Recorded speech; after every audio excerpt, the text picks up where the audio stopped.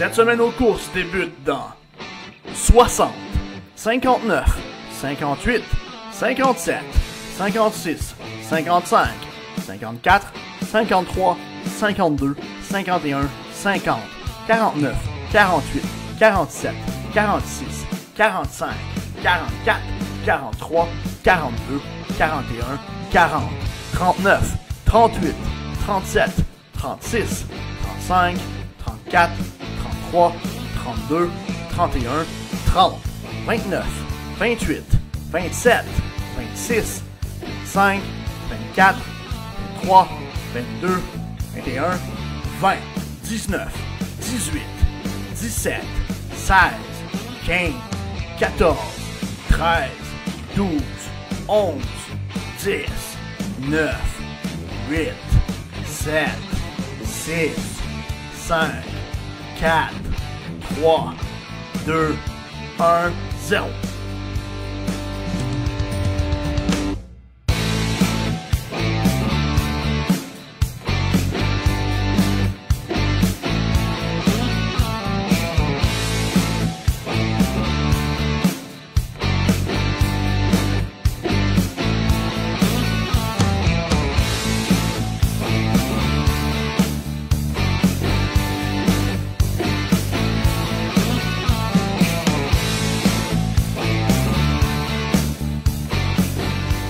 Amateurs de course, bonsoir, bienvenue à cette semaine aux courses. Déjà le 13 juillet.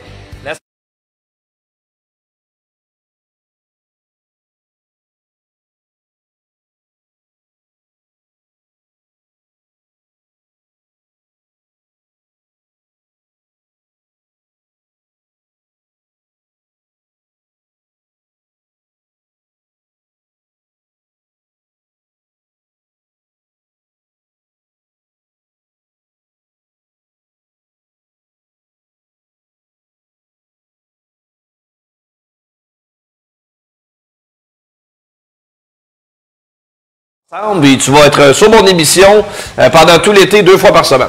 Oui, ça va être très plaisant, Anthony. On a commencé ce matin, les lundis et vendredis. On a commencé le mardi matin parce que tu n'étais pas disponible lundi, tu n'as pas fait ton émission. Donc, on vous invite à écouter ça au 91.9. Yes. On le sait que l'antenne ne se rend peut-être pas assez loin pour certaines personnes, là, mais allez sur l'application Internet, puis vous allez pouvoir nous écouter. Très, très simple, effectivement. Menu de l'émission aujourd'hui, plein de choses. On va jaser en profondeur du dossier des voitures de terre battue au Grand Prix de Trois-Rivières, la nouvelle qui a été confirmée la semaine dernière. Puis, on aura plein de détails à vous fournir au sujet de cette journée, fin de semaine tout à fait spéciale au mois d'août à Trois-Rivières. Dominique Fugère va être avec nous, Dominique Lucier également, Yann Bussière et Jean-François Tessier. Donc, on va aller au cœur du sujet, on va tout vous expliquer, parce qu'il y a un paquet de questions, Tommy, en lien avec ça. Certains pilotes se font un petit peu tirer l'oreille, ils ont plein de questions et c'est normal, parce que là, on apprivoise quelque chose dont on n'est pas habitué. Une voiture de type terre battue, habituellement, ça ne tourne pas du côté droit. Et il y a un paquet d'histoires, évidemment, en lien avec ça. Donc, on va aller au cœur du sujet aujourd'hui. Disons qu'on a les bonnes personnes pour le faire. Là. Exactement. Donc, ça s'en vient plus tard dans l'émission. On aura le traditionnel bloc NASCAR également avec Kevin Lusignan, tes choix du président en fin d'émission. Mais rentrons tout de suite dans le vif du sujet et parlons de l'action sur nos pistes québécoises au cours de la semaine. J'inclus là-dedans le Cornwall Motor Speedway qui présentait un événement de course dimanche soir. Débutons tout ça par samedi, alors qu'exceptionnellement, l'autodrome Granby était en compétition samedi. Les deux dates qui appartenaient à Dominique Lucier et Jean-François Tessier. Puis on a décidé de présenter un seul événement de course et c'était samedi soir que ça a eu lieu du côté de l'autodrome Granby. On vous présente nos images tournées par toute l'équipe des gars de course à Granby. C'était un circuit très sec à Granby cette semaine, mais en sportsman, une épreuve sans aucune neutralisation. Et ça nous a fait bien plaisir de voir Yannick Ledoux aller remporter une victoire très appréciée. Plus de 15 ans sans gagner pour Yannick Ledoux. Oui, dernière victoire de Yannick Ledoux à Granby, c'était en 2005 qu'il l'a dit en entrevue. Et là, vous allez voir là, présentement à l'écran probablement la finale sportsman la plus spectaculaire depuis de nombreuses années. Yannick Ledoux qui est parti premier a mené là, pendant toute l'épreuve, mais derrière lui, on a eu des luttes pendant toute la soirée. Vraiment, ça a été une course incroyable à 3 et même 4 de large parfois, Anthony. Tu décrivais évidemment la course avec moi, puis je pense que c'était très excitant comme course. Là. Puis on a vu de très belles remontées. William Racine qui a remonté pour terminer pas très loin. Mais la performance de la soirée, c'est Félix Roy. On le sait, c'était la première manche de la Coupe Médéric Marion. Et en l'honneur du cousin décédé, justement, Médéric Marion, là, dans des circonstances tragiques, oui, là, l'hiver dernier. Et Félix, vraiment, y allait avec son cœur. Il a tout fait pour aller chercher la victoire. Dans les derniers tours, il était très spectaculaire, complètement à l'extérieur du circuit. Il est venu chercher la deuxième position, a dépassé Steve Turcotte là, dans les derniers moments de la course et terminé le deuxième. Si on avait eu quelques tours de plus, j'aurais aimé voir ce que Félix aurait pu faire, là, mais ça a été toute une course sportsman. Vous le voyez à l'écran. Là.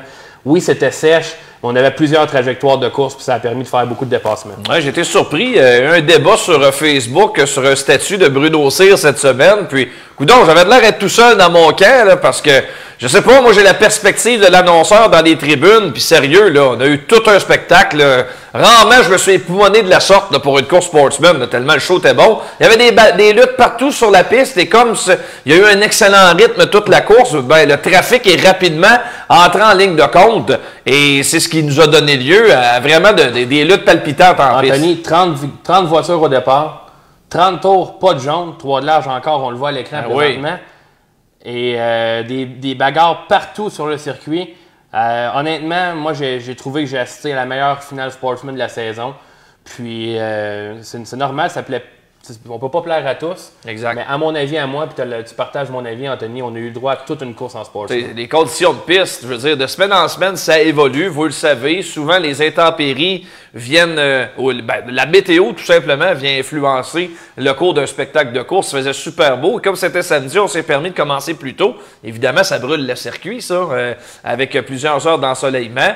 Mais si on compare... puis si on compare la semaine précédente, un circuit très collant, il y avait tombé de la pluie le matin.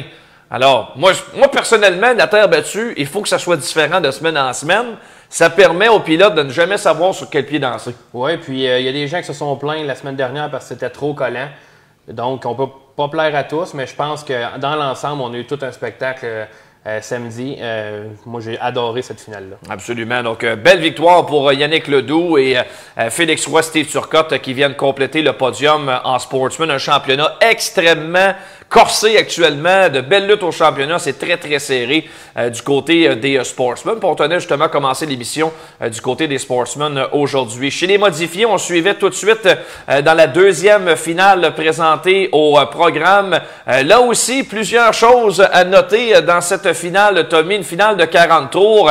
En raison justement de la situation des pneus, on réduit les tours, mais ça ne veut pas dire que ça a un impact nécessairement sur le spectacle en piste.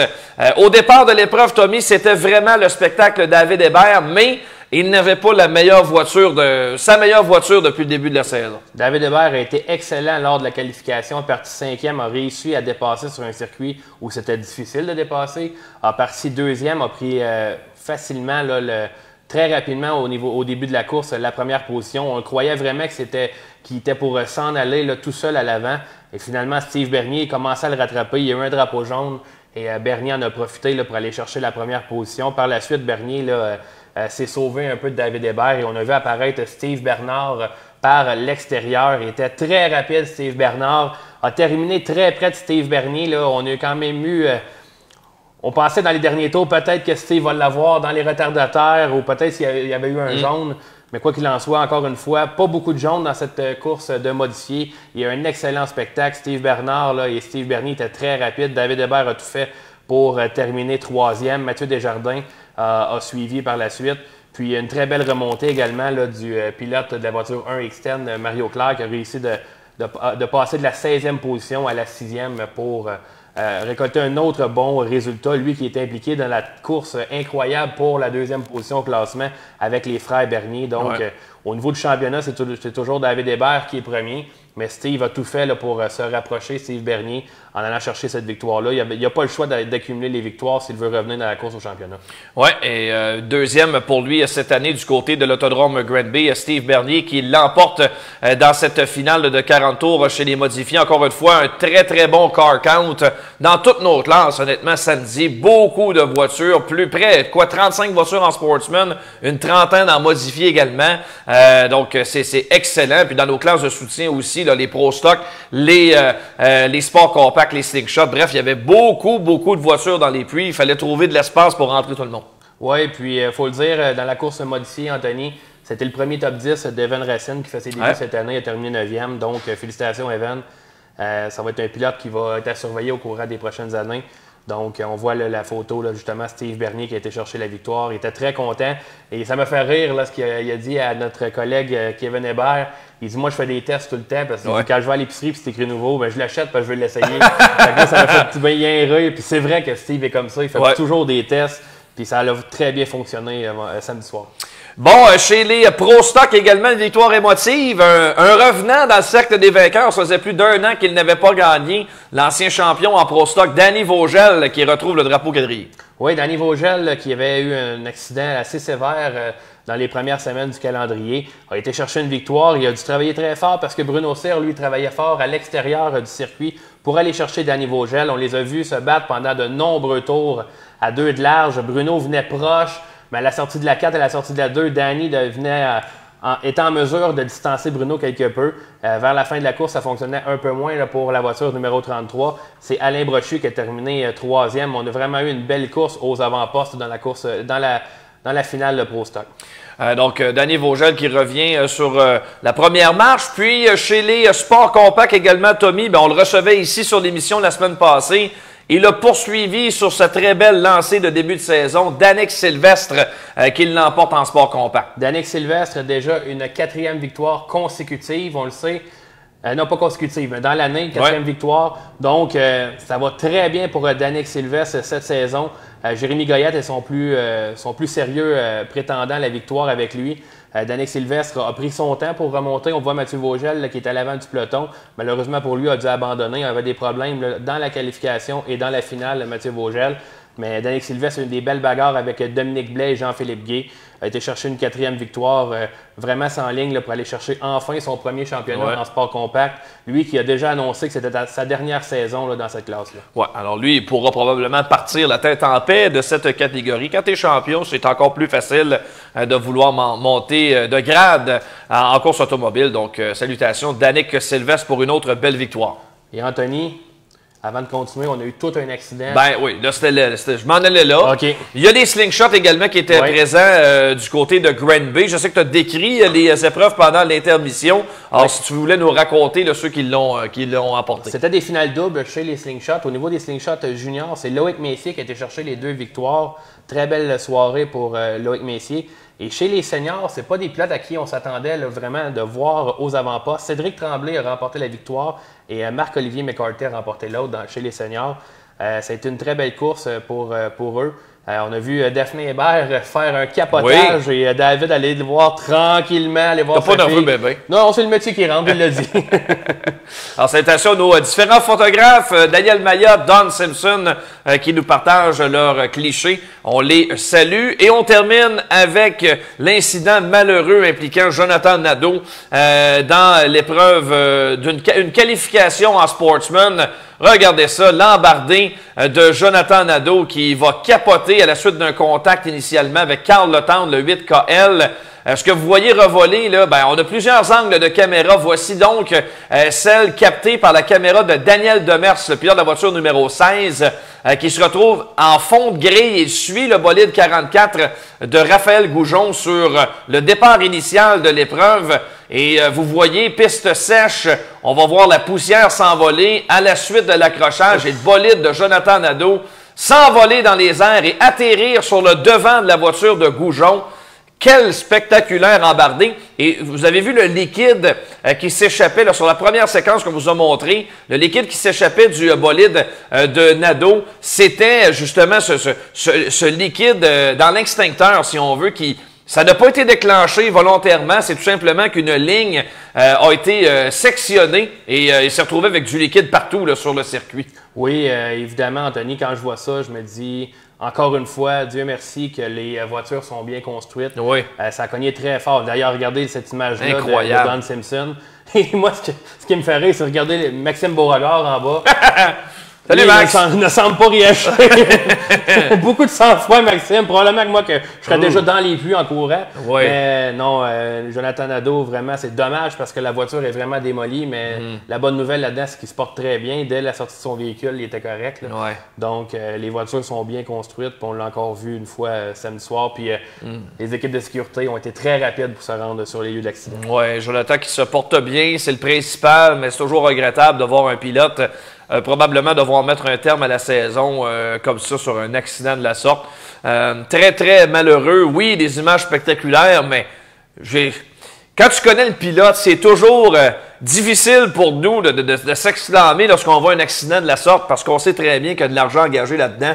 Puis on trouve ça toujours triste de voir de l'argent comme ça s'envoler. Bon, on veut avoir le plus de voitures en piste, exact. On veut avoir le plus de voitures compétitives. Jonathan, c'en est un. Ben oui. Un des vétérans de la classe de sportsman qui est capable de faire de bons résultats. Donc, c'est toujours dommage, évidemment. Là, souvent, on dit c'est souvent les pistes collantes qui sont propices à des accidents de la sorte, mais non, c'est pas le cas du tout pour le programme de samedi. Puis pourtant, c'est le plus gros accident de l'année sur nos pistes jusqu'à maintenant, impliquant Jonathan Nadeau. Des images qui ont fait le tour dès qu'on les a partagées là, sur notre Facebook.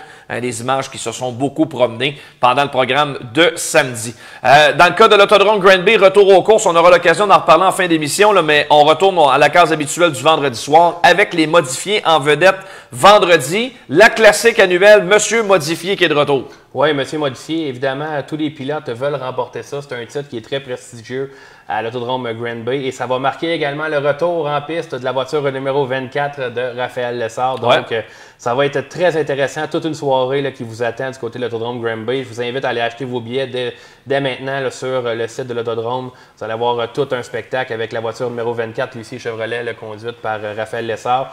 On le sait, il a terminé dans les 20e positions, environ 22. Je pense qu'il va vouloir faire mieux. Puis il est bien hâte de voir Raphaël de retour là, parmi nos voitures modifiées. Ouais, et pour ceux qui se posent la question, oui, il y a des billets disponibles à la porte. C'est possible de les acheter la journée même de l'événement. Mais si vous voulez être certain d'avoir vos billets, disponible via autodromegranby.com sans problème. Les billets sont encore limités. Donc, exactement. C'est tout pour l'autodrome Granby. Passons maintenant du côté de Cornwall Motor Speedway où on tenait un programme dimanche soir. Comment ça s'est passé du côté de Cornwall, mon cher Toby? Côté de Cornwall, encore une fois, évidemment, ça a été une piste qui était assez sèche. Donc, les dépassements ont été difficiles. Ça a été difficile pour nos Québécois du côté des modifiés. Jean-François Corriveau a terminé 13e. C'était notre meilleur Québécois. Donc, il faut le dire, là, une soirée passablement difficile. Salut Max! Salut Max! Ça a été passablement difficile pour Jean-François Corriveau, mais pour tous les Québécois. Yann Bussière qui était dans la voiture 15B de Brianna Ladouceur pour faire des tests. Steve Bernier qui a été impliqué dans un accrochage. Paul Saint-Sauveur qui a terminé derrière Jean-François Corriveau. Kevin Hamel qui a fini un peu plus loin également. Donc, du côté des Québécois, c'était plus difficile. Et on avait de la grande visite du côté du Cornwall Motor Speedway alors que Matt Williamson et Gary Lindbergh avaient fait le voyage. Donc, deux pilotes de la région du Niagara. Et évidemment, les yeux étaient tournés sur Matt Williamson. C'est le champion défendant de la série Super Dog Car. Et Williamson a été chercher la victoire. A été un peu inquiété par Carey Terrence. Mais tout de même, a été chercher sa troisième victoire du week-end, Matt Williamson. Dominant là, en 3,58 et vraiment une très belle course de sa part. Du côté des sportsmen... Quasiment tombé à bas de mon tabouret. Continue, Tommy. Matt Williamson, on le disait. Victoire Ransomville vendredi. Samedi, Brockville. Termine ça en beauté dimanche du côté de Cornwall. Oui, donc une belle fin de semaine pour lui. Chez les Sportsmen, c'est un pilote qui a récolté déjà une victoire du côté de Granby l'année passée. C'est Gabriel Cyr qui a remporté sa première victoire de la saison à Cornwall. Lui aussi, ça a été une performance dominante dans sa voiture numéro 94. Il avait eu plusieurs problèmes depuis le début de la saison. Donc, il a été chercher une très belle victoire. Au niveau des mini-stocks, c'est encore une fois James Clark qui a été chercher la victoire dans la voiture numéro 2. Il faut le dire, Alexis Charbonneau était plutôt du côté de Saint-Guillaume. Donc, James Clark perdait un de ses plus gros adversaires. Même chose pour Jérémy Goyette qui n'était pas là. Donc, James Clark a été chercher une autre victoire. Je pense que c'est sa 4e de la saison. C'est vraiment facile. Et du côté des Pro Stocks, on doit vraiment être déçu du côté de Raymond Lavergne. Seulement 7 voitures se sont présentées à Cornwall. C'est malheureux pour cette classe-là. C'est Stéphane Lebrun qui a remporté cette victoire, le pilote vétéran de la région de Gatineau. Et vous l'avez vu brièvement, on avait également les Midget STR qui était là. C'est Patrick Lagu qui a été chercher la victoire devant Yann Bussière et Mathieu Bardier. C'est une course qui s'est passée relativement sans incident, alors qu'on avait une ligne de course. Puis ça s'est joué vraiment dans le premier tour et par la suite, Lagu qui a mené toute l'épreuve. Excellent du côté de Cornwall. Voilà pour les résultats. On a terminé le bloc initial dans l'émission en vous racontant un petit peu ce qui s'est passé du côté de l'autodrome Chaudière à Vallée-Jonction sur l'asphalte en fin de semaine. Retour à la compétition. D'ailleurs, du côté de Chaudière, on a proposé l'horaire complet pour le reste de l'été. Il y aura beaucoup d'actions en Beauce en course automobile pendant l'été. Alors, que s'est-il passé du côté de Chaudière? C'était la première manche de la triple couronne Ken Beck pour les LMS. Il y avait 23 voitures qui se sont présentées, Anthony, pour la victoire. Il y a eu des temps chronométrés. C'est Raphaël Lessard qui a été le plus rapide, mais a été disqualifié après son temps chronométré puisque sa voiture avait des hauteurs non conformes. Donc, on a dû partir de l'arrière dans la finale. Et Danny Trépanier est parti premier. Par la suite, ça a été Alexandre Tardy qui a pris la première position. Et finalement, pour être dépassé par celui qui a été chercher une première victoire, c'est Simon Kingsbury qui a été chercher la première victoire dans cette série LMS. Deuxième, c'est Tardy qui a terminé deuxième. Et au troisième rang, c'est Pat Lapelle. Pat Lapelle n'a pas eu vraiment une soirée facile. A dû repartir de la 15e et 16e position à 2 reprises. Donc, a dû travailler très fort pour revenir sur le podium. Et Raphaël Lessard a pris le 4e rang. Raphaël, qui va être chez nous, tu l'as dit, pour le programme de vendredi. Donc, on a hâte de le revoir, évidemment. Puis en principe, devrait être du côté du Grand Prix de Trois-Rivières. Il y a des annonces qui seront sûrement faites dans le cas de Raphaël Lessard, mais on a encore du temps. On est à 1 mois de l'événement. Il était à la conférence de presse, puis il était intéressé. Oui, avec une belle casquette TBR vissée sur la tête. Donc. Il connaît, je pense qu'il est capable de quand il y a des commanditaires, il sait quoi faire. Oui, non, il sait quoi faire. Il est habile. Il est très, très habile. As-tu d'autres résultats à Chaudière? Oui, on avait les NASCAR Truck également qui est en piste pour 50 tours. Et c'est Stéphane Lecourt qui l'a remporté la victoire devant Steve Lavigne et Anthony Lessard. Les NASCAR Truck qui ont donné un bon spectacle, mais ça a eu quand même plusieurs incidents tout au long de la finale. Donc, il y a eu du brasse camarade un peu dans la série NASCAR Truck.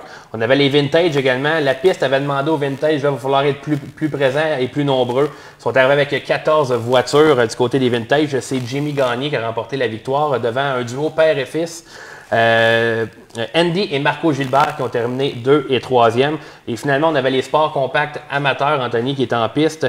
C'est Anthony Laflamme qui a remporté la victoire devant Éric Despont et Mathieu Lambert. Et fait à dire, Anthony, il y avait 5 filles en piste dans cette catégorie-là. Donc, on l'a vu du côté des slingshots, on avait beaucoup de filles dans les voitures. Donc, ça fait vraiment du bien de voir ça.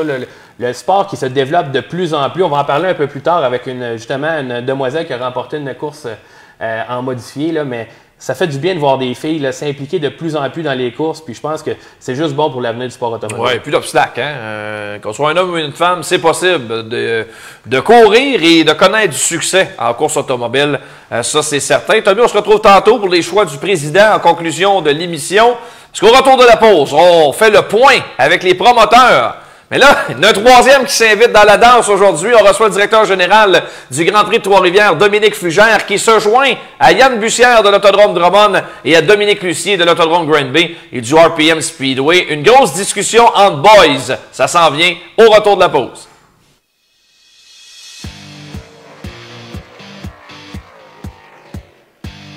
En direct de chez Lucier Chevrolet à Saint-Hyacinthe, nous avions envie de vous partager les coups de cœur de l'équipe sur la toute nouvelle Bolt 2022.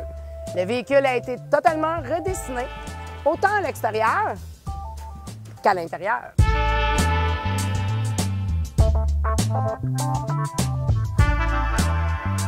Passez nous voir en concession afin de continuer à la découvrir.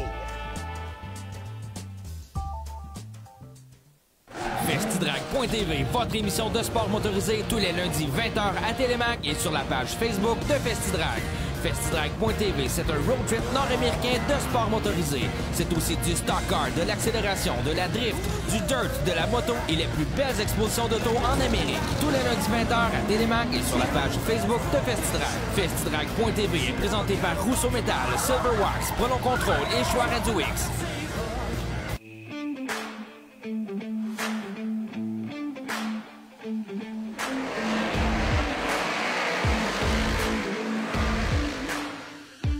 Les gros blocs sont de retour à l'Autodrome Green Bay. Mardi 20 juillet, venez vivre la vitesse et l'adrénaline pure avec la série canadienne Gros Bloc. C'est le spectacle à ne pas manquer. Place limitée, billets sur autodromegreenbay.com.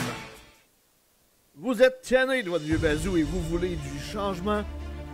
Richard Auto, c'est l'endroit idéal pour trouver votre nouvelle voiture. Que ce soit pour une première, deuxième ou troisième chance au crédit et plus, tout le monde est accepté chez Richard Auto. En personne au 625A Boulevard Lemire à Drummondville ou sur internet au richardauto.ca. Richard Auto, l'endroit idéal pour trouver votre voiture de rêve.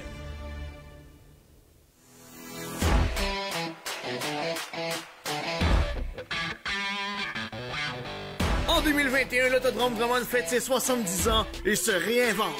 Nos classes locales, modifiées Sportsman Pro Stock, Lightning Sprint, Mud Light, Slingshot Junior et Senior ainsi que STR seront à l'affiche.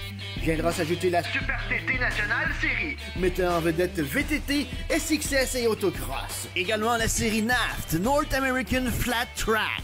La visite de la série Empire Super Sprint à 2 reprises, la série Dirt Car Gros Bloc, le Race Mania 17 et l'événement de l'année à l'Autodrome Drummond, le Québec Dirt Weekend. 2 soirs de course, dont une bourse de 12 000 $ aux gagnants le samedi soir pour une course de 170 tours en modifié. Veuillez noter que la situation concernant la COVID-19 pourra avoir un impact sur les soirées de course de l'Autodrome Drummond en 2021. Advenant le cas, tous les détails vous seront dévoilés dans les plus brefs délais. L'Autodrome Drummond, la F1 de la Terre battue.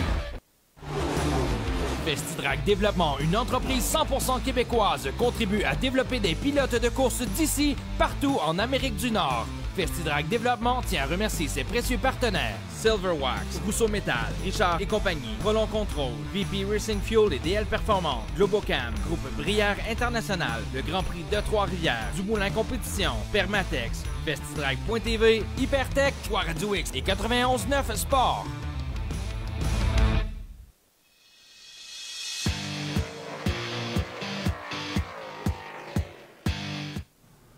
De retour dans nos studios à cette semaine aux courses à Saint-Hyacinthe. Il n'est pas toujours dans l'émission, mais il est jamais ben loin.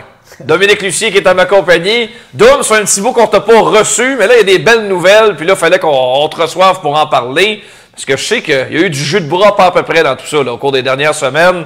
L'arrivée des voitures de style terre battue. J'hésite à dire modifiées, là, parce que les gens...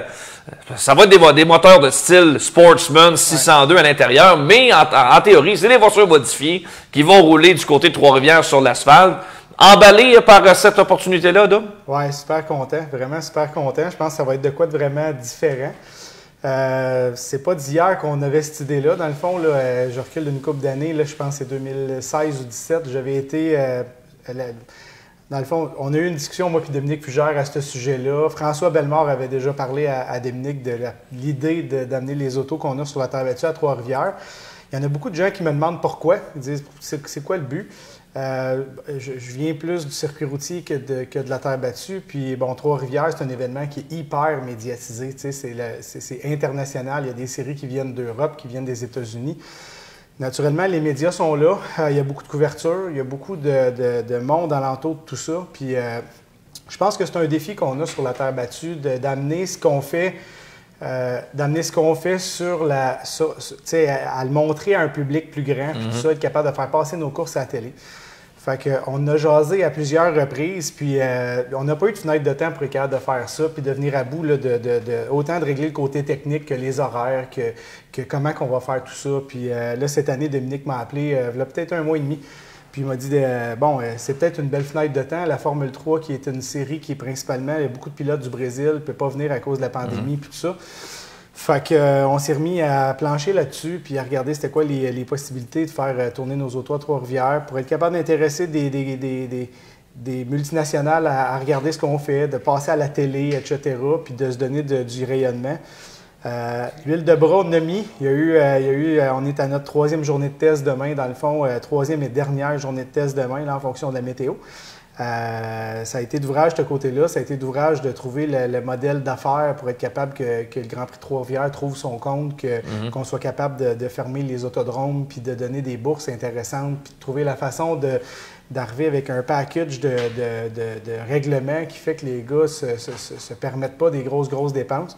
Je pense qu'on a bien réussi. Il nous reste des petites réponses là, à clarifier demain au niveau technique. Super excité d'aller là. Plein de pilotes. On a déjà au-delà de 20 pilotes de confirmés.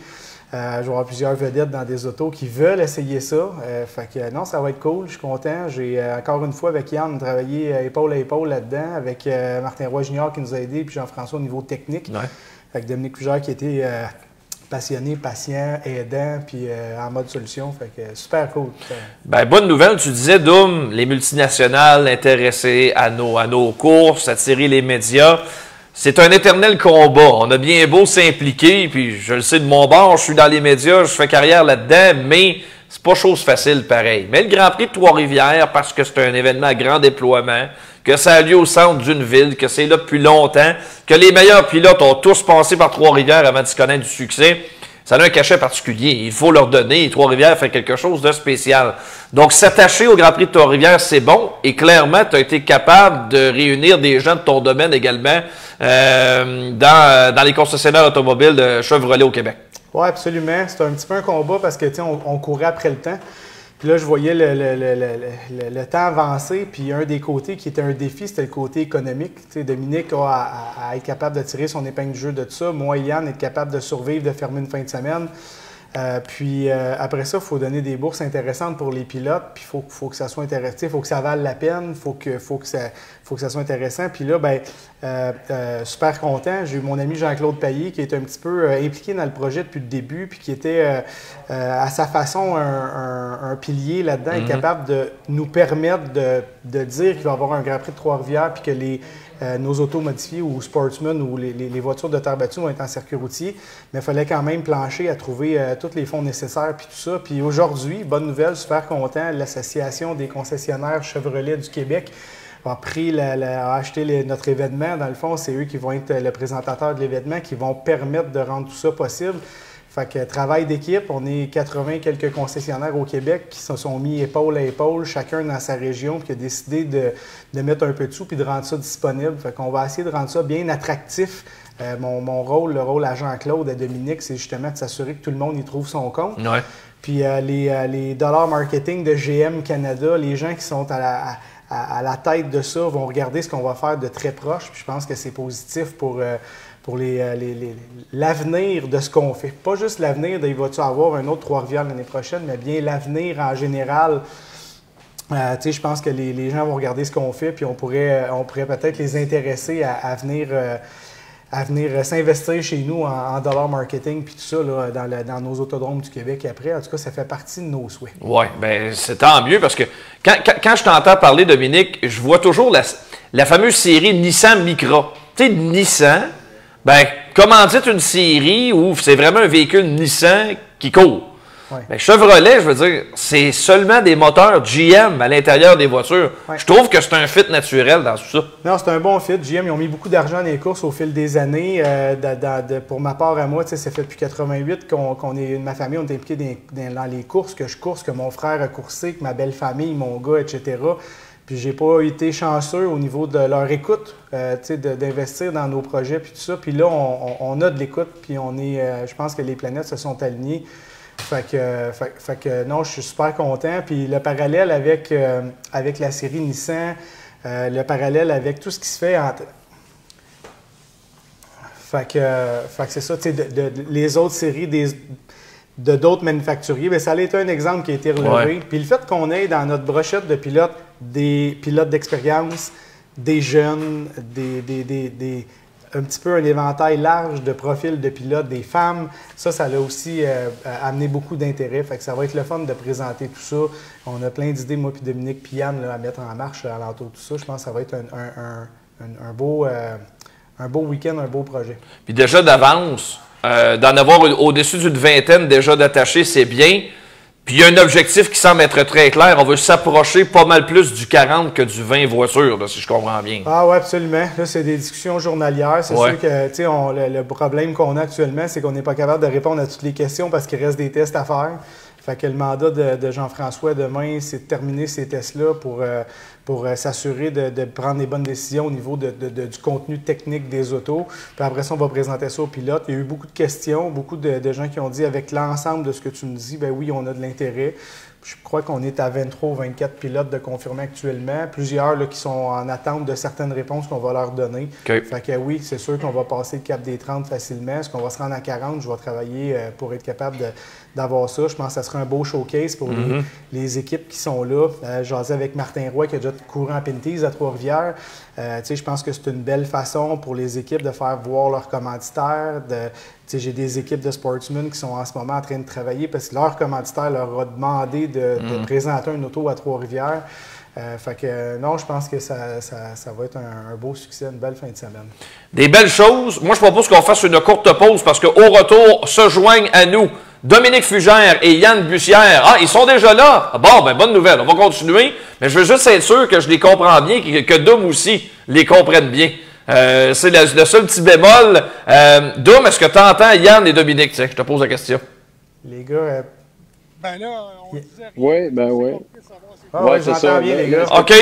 C'est beau, on est là, c'est du direct, on est parfait, c'est bon les boys. Content de vous recevoir parce que là, c'est des bonnes nouvelles pour le monde des courses en général, de l'asphalte à la terre battue.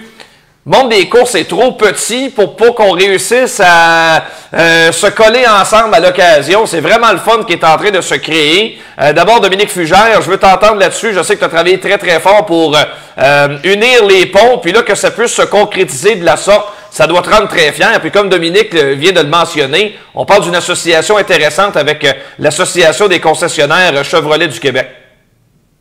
Bien, nous autres, ce qui est intéressant de notre côté, c'est vraiment, comme tu le disais, de pouvoir mettre ensemble tous les pans du sport motorisé. Tu sais, aujourd'hui, j'organise une course d'auto pendant toute la journée. Là, je suis ici en train d'organiser les courses de moto. Pour moi, les sports mécaniques, c'est une passion. Pour les gens qui viennent chez nous, tant pour participer que pour assister, c'est une passion aussi. Je pense que on doit tous travailler ensemble. C'est certain qu'on a nos préférences, tu sais, mais je me rappelle d'avoir discuté avec un paquet de monde de terre battue, puis il y a beaucoup d'incompréhension aussi. On se connaît mal.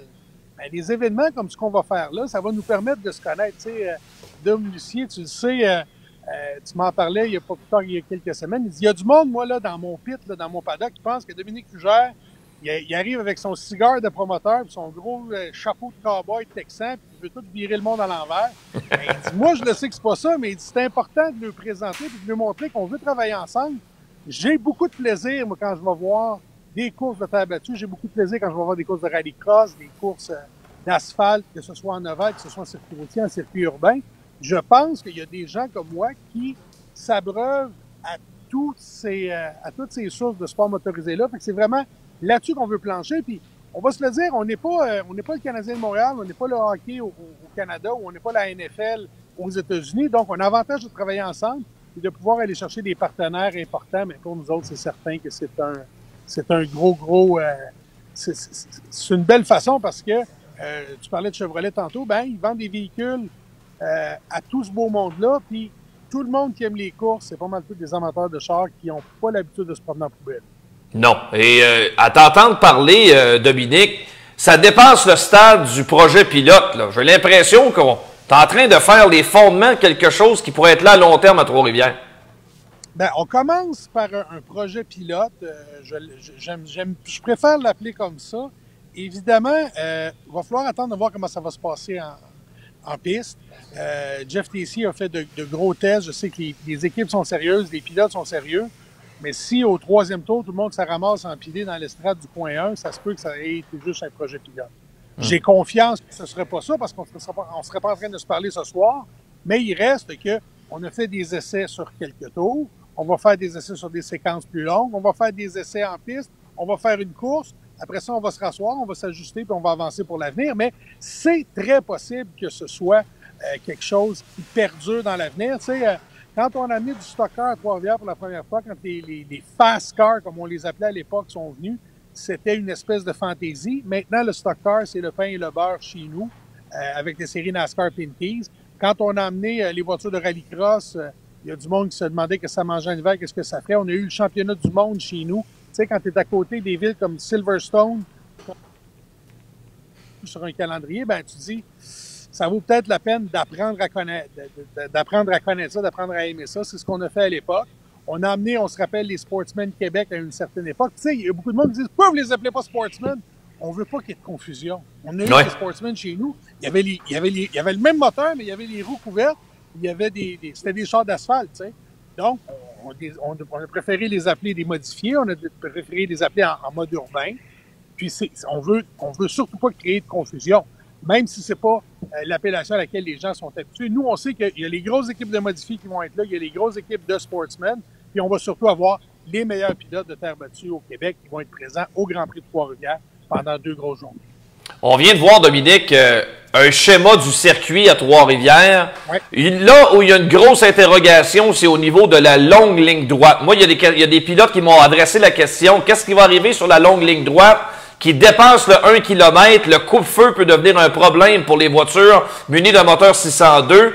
Est-ce que le projet de la chicane qu'on pourrait rajouter va se concrétiser pour forcer une autre décélération quelque part? On verra, ça reste à discuter avec la direction de course. Moi, je vais attendre les résultats des tests que Jean-François Tessier est en train de faire avec l'équipe de driver, l'équipe de Dominique. On va se faire une tête là-dessus. Moi, là-dedans, là, ce qui me guide, je te dirais, c'est on va voir où va la technique. C'est possible pour nous de mettre une chicane, mais ça enlève beaucoup au spectacle. Et on me disait exactement les mêmes choses quand le championnat du monde de rallycross est venu chez nous en 2014. Ça n'a pas de bon sens, on va être sur le coup de circuit, on va être ci, on va être ça. Puis finalement, c'était, après la première année, un des faits d'armes. Les gars étaient contents d'avoir une longue ligne droite pour s'exprimer, pour que le mécanique puisse s'exprimer. Fait que ça se peut que ce soit la possibilité. C'est certain que la ligne droite arrière est plus longue. Il y a une pente qui monte, mais on a juste des boîtes de vitesse avec... on a seulement un rapport de vitesse, finalement, dont on va servir. Fait qu'on va étudier la question. C'est possible qu'on implante une chicane. Il est encore trop tôt pour dire où elle va être, à quel moment, dans combien de temps. Parce qu'il ne faut pas oublier qu'une chicane, là, ça ajoute à l'horaire. Ouais. Là, à cause des normes de santé publique, il faut demander aux gens de rester dans leur siège. Si c'est un 15 minutes qu'on ajoute à chaque fois qu'on met la chicane, pendant qu'on regarde des loaders tourner à un endroit que le monde ne voit personne, fait qu'on a juste une piste vide devant nous, c'est pas le genre de la maison, on n'aime pas vraiment ça. Fait que faut vraiment travailler dans la balance des inconvénients. Il y a une possibilité qu'on mette une chicane, on l'étudie sérieusement, mais on étudie tous les scénarios, puis tous ces scénarios-là restent sur la table. Très intéressant. Je vais introduire Yann Bussière dans la discussion. Yann, évidemment, c'est un dossier que Dominique a beaucoup travaillé au cours des dernières semaines, mais je veux avoir ta perspective là-dedans parce qu'elle est ultra importante. Tu es touché directement là-dedans. Il y aura un programme de course qui ne pourra pas avoir lieu à Drummondville. C'est un programme, Yann, qui a toujours l'habitude d'avoir lieu à Drummond, même s'il y a un Grand Prix à Trois-Rivières. Je veux dire, Trois-Rivières fait ses choses traditionnellement, puis Granby, Drummondville fait les choses également. Donc, dans ton cas, quelle est la plus-value de l'implication de l'Autodrome Drummond dans ce dossier-là? Ben en fait, moi, je suis un passionné, comme disait Dominique tantôt, c'est un passionné des courses, moi aussi. Puis le fait qu'on aille dans un nouvel environnement, je pense que c'est quelque chose qui va être un plus-value pour tout le monde à long terme. Puis le fait que Dominique Lucier ait eu une bonne idée de m'en parler, puis je pensais jamais que ça arriverait, honnêtement, jamais. Moi, je pensais un jour essayer l'asphalte, mais je pensais jamais l'essayer avec mon bolide à moi. Fait que je trouve que c'est une belle opportunité, une belle vitrine pour tous les pilotes de terre battue, puis vice-versa aussi, parce qu'il y a bien du monde de terre battue qui va aller voir les courses à Trois-Rivières parce qu'ils vont vouloir voir le vedette, le pilote vedette en piste. Puis je pense que tout ça ensemble, bien, ça va être quelque chose qui va nous apporter du positif dans le court et moyen et long terme. Je suis convaincu de ça. T'es excité, donc, Yann, d'aller du côté de Trois-Rivières, d'essayer ça, d'aller te tremper comme pilote dans un environnement dont tu n'as pas l'habitude du tout, là, comme pilote, puis aussi, faut le dire, le glamour, le prestige de Trois-Rivières. Oui, moi, ça m'excite de faire un week-end à Trois-Rivières en tant que pilote avec mon équipe de course. On en parle depuis quelques jours, puis on a hâte d'aller vivre ça. Moi, je l'ai vécu en tant que spectateur. Dominique m'a invité à quelques reprises, puis j'ai aimé ça, le spectacle, puis toute c'est tout ce qui se passe, c'est un événement, c'est pas juste une course. Et puis, c'est la même affaire quand on va au Formule 1 à Montréal. C'est pas juste la course de Formule 1, c'est tout ce qui se passe alentour. Puis, on va vivre ça. Nous autres, on est habitués de faire une soirée de course, puis serrer notre bolide. Là, on va passer quelques jours à Trois-Rivières. Puis, ça va être nouveau. Puis, je pense que c'est aussi le fait d'essayer une voiture qui est faite pour la terre battue seulement. En plus, on l'a déjà fait sur l'asphalte en ovale, mais qui tourne des deux côtés. Ça, c'est quelque chose que pour moi, ça m'excite. J'ai hâte de voir jusqu'à quel point qu'on va être capable de tourner et être compétitif un envers l'autre. Parce que, tu sais, c'est comme tu disais tantôt, Dominique, si tout le monde s'empile dans le premier coin, c'est pas ça qu'on veut. On veut que ça soit des courses puis que ça course. Il ne faut pas non plus que ça soit très difficile à conduire puis que ça ne s'aille pas chauffer avant guillemets, mais c'est pas. Je pense pas. Avec ce que j'ai parlé avec Jean-François Tessier qui a fait des tests puis qui va en faire encore un dernier, puis pas Jean-François, mais Martin Roy Junior, ils m'ont convaincu en m'expliquant ce qu'ils ont vécu pour le moment. Puis c'est ça qui excite parce que tu dis bon, OK, ça a l'air le fun. Moi, j'ai demandé à Jean-François, t'as-tu aimé ça? Il dit mais Yann, c'est trippant. Fait que tu sais, le fait que ça soit trippant, ben ça va être le fun pour tous les gars. Puis j'ai parlé en fin de semaine, j'étais aux courses là, à Grimby puis à Cornwall, puis on en a parlé à quelques pilotes qui étaient pas sûrs d'y aller, mais qui se demandent, tu sais, comment qu'on va faire, comment qu'on va placer nos voitures pour être capable de compétitionner. Puis c'est ça qu'attendent les gars, là, c'est qu'on leur donne l'information. Puis avec cette information-là qu'on va leur transmettre dans quelques jours, je pense que ça va faire toute la différence. Puis les pilotes vedettes en modifié sur terre battue, mais je pense qu'ils vont vouloir aller challenger quelques pilotes d'asphalte qui vont être dans des voitures de terre battue, qui ont beaucoup plus d'expérience que nous sur terre battue, mais qui n'ont pas d'expérience du tout en modifié.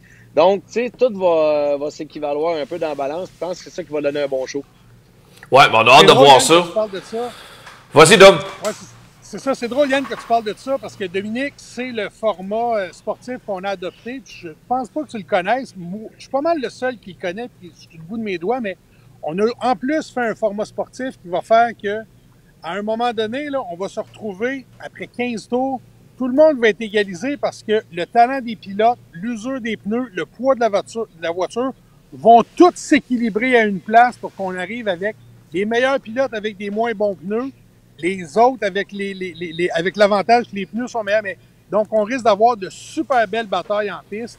Puis, on veut que ce soit qu'il y ait un peu de handicap, comme on dit, comme au golf, quand on se rajoute des coups, on s'enlève des coups. On réussit à avoir un format où tout le monde est capable d'y tirer son épingle du jeu. Puis d'ailleurs, on va mettre de l'argent pour la pole, on va mettre de l'argent pour le fast charger, le hard charger, quelqu'un qui part dans l'arrière, le plus de places qu'il va gagner. Tu sais, tu pars 40 et tu finis 25, tu as gagné 15 places, c'est toi qui as gagné plus de places. Tu vas avoir une bourse supplémentaire pour ça. Fait qu'on a mis des petites carottes un peu partout pour qu'il y en ait pour tous les goûts. Puis, ce qui me rend particulièrement fier et curieux, puis je devrais pas parler de ça, là, c'est pas le temps en tant que promoteur. Ah ouais, lâche-toi là. Je me dis que s'il pleut, là, là, toutes les équipes qui vont être chez nous vont pouvoir courir, alors qu'à Drummond, ils auraient été obligés de se parker. c'est fair et légal. Ouais. C'est bon. Hey, les gars, le temps file rapidement, mais j'ai hâte de voir. Là, on va s'amuser. J'ai des questions en rafale. La personne qui répond, que ce soit Dominique Lucier, Dominique Fugère ou Yann Bussière, vous avez maximum 30 secondes pour y répondre. Parce que là, j'ai 3 bonnes grands gueules vendeurs qui sont capables de répondre. OK? Fait que, bon, des questions, ça peut être autant technique qu'au niveau promotionnel de l'événement. Ouais, OK? Pose des questions, grand. C'est bon. C'est le 4e, Tony. Oui, c'est ça, exact. OK, les pneus. Est-ce que vous avez assez de pneus si 40 pilotes se présentent à Trois-Rivières pour courir? Oui, Dominique. question. Je peux prendre la réponse. 45 sets de pneus ont été réservés malgré la pandémie chez Osier. On était chanceux, on utilise les pneus qui avaient été utilisés à Bristol. Dans le fond, un 500 en arrière droite, puis les 3 autres pneus, c'est des 400. Des pneus, certains de ces pneus-là étaient... C'est pas 400, ça a changé, ça? C'est 3 400, un 500, Dom. Fait qu'on a des pneus pour 40 équipes. On s'est gardé un certain nombre de sets au niveau des spares puis tout ça. C'est nous qui vont gérer les spares pour pas qu'il y ait de désavantages par rapport d'une équipe à l'autre. Fait que oui, on a des pneus. On n'a pas pris de pneus qui s'utilisaient sur nos courses de terre avec nos règlements dirt. Fait qu'on va être correct la fin de semaine de Trois-Rivières. 29 secondes. OK, très bon, très bon. Prochaine question. Est-ce vrai la rumeur que Marc-Antoine Camiran ne sera pas le seul pilote vedette inscrit pour l'événement? Pour l'instant, c'est le seul. Pour l'instant, c'est le seul inscrit, mais il y a beaucoup d'intérêt chez les pilotes réguliers du Grand Prix de Trois-Rivières de la même façon qu'il y en a chez les pilotes de terre battue. 15 secondes, puis de la politique. Next. OK, parfait. Un pilote modifié qui ne possède pas un moteur 602 Sportsman, habituellement qu'on met là, dans une voiture Sportsman, un moteur Crate, est-ce qu'on a assez de moteurs disponibles pour fournir à la demande? Je pense que Dominique Lucier va se faire un plaisir de répondre à cette question-là aujourd'hui. Ouais. Aujourd'hui, c'est une journée, on ne peut pas toutes vous donner les nouvelles qui sont arrivées, mais Dominique particulièrement de son côté, puis moi aussi, on a une très bonne journée. C'est aujourd'hui qu'on a su que l'Association des concessionnaires Chevrolet du Québec nous appuyait. J'ai aussi réussi à dénouer les nœuds là, au niveau des inventaires de moteurs. Du fait que GM s'est impliqué dans l'événement, on va avoir des moteurs nécessaires pour être capable de supporter principalement les équipes de modifiés. Il y a certaines équipes de modifiés qui vont louer des moteurs d'équipes de Sportsman, mais il y avait plusieurs équipes intéressées à en acheter. Puis là, oui, on va avoir, là, on a déjà une bonne quantité de moteurs en inventaire qui sont arrivés hier matin. Je n'ai qui s'en viennent, fait que oui, on va être capable. Yann va avoir un moteur prête dans son auto pour le Grand Prix Trois-Rivières sans problème. Je vous donne un scoop, là, ceux qui nous regardent, là, la boîte, là, juste ici, là, la boîte brune, là, d'après moi, c'est un crate dans une boîte neuve, ça. D'après moi, il y a une coupe dans l'inventaire en arrière ici, en tout cas. Je pense que sans peine de me tromper là-dessus. OK, une autre question.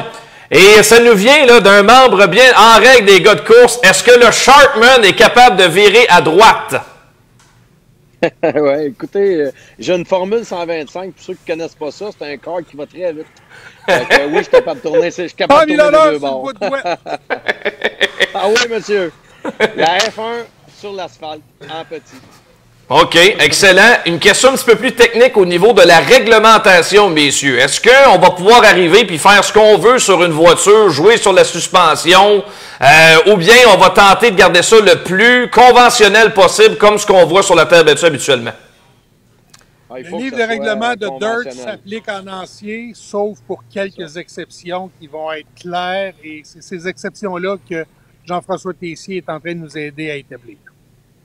OK. Une petite dernière, je ne sais pas qui va répondre à celle-là. Au niveau du partage des bourses, est-ce qu'on a une petite idée du nombre d'abord d'argent au total qu'on va être capable de verser aux pilotes? Et celui qui va gagner à la fin de l'épreuve, il va gagner comment? Est-ce qu'on est prêt à se commettre rendu à ce point-ci, 13 juillet?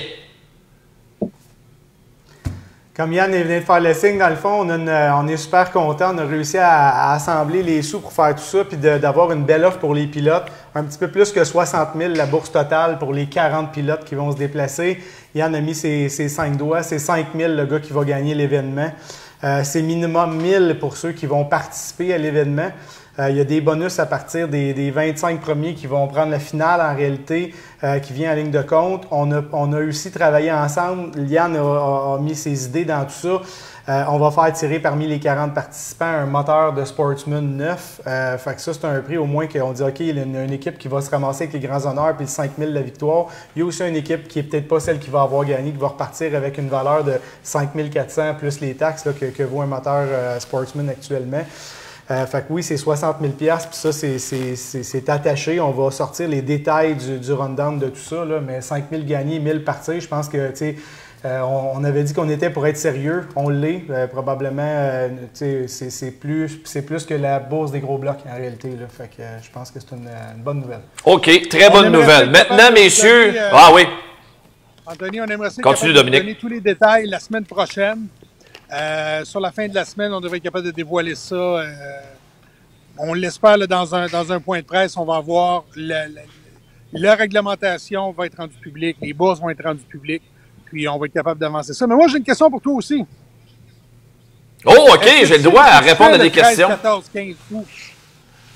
Ben moi, c'est sûr que l'équipe des gars de course, on est sur place. On est sur place, c'est sûr. Ben, on n'a pas d'entente de couverture, mais je te demande une accréditation pour au moins quelques membres de l'équipe des gars de course, c'est sûr. La semaine prochaine, les accréditations vont être ouvertes sur le site. Je te suggère de te faire vacciner 2 doses, toi et toute ton équipe, parce que tu vas être particulièrement occupé. On a décidé d'y aller avec notre icône à la description, avec Gérard Saint-Germain. Mais oh là là, mon ami Jerry! On aimerait ça, si tu étais disponible à l'analyse, avoir tout ton insight, ta connaissance des équipes, des voitures de terre battue. Fait que si tu es disponible, ce serait ça. Puis comme reporter dans les puits, si Tommy Lavallée est disponible, ce serait le scénario là, avec lequel on aimerait y aller. Je sais pas ce que vous en pensez, mais je pense que... Bon, c'est une bonne nouvelle.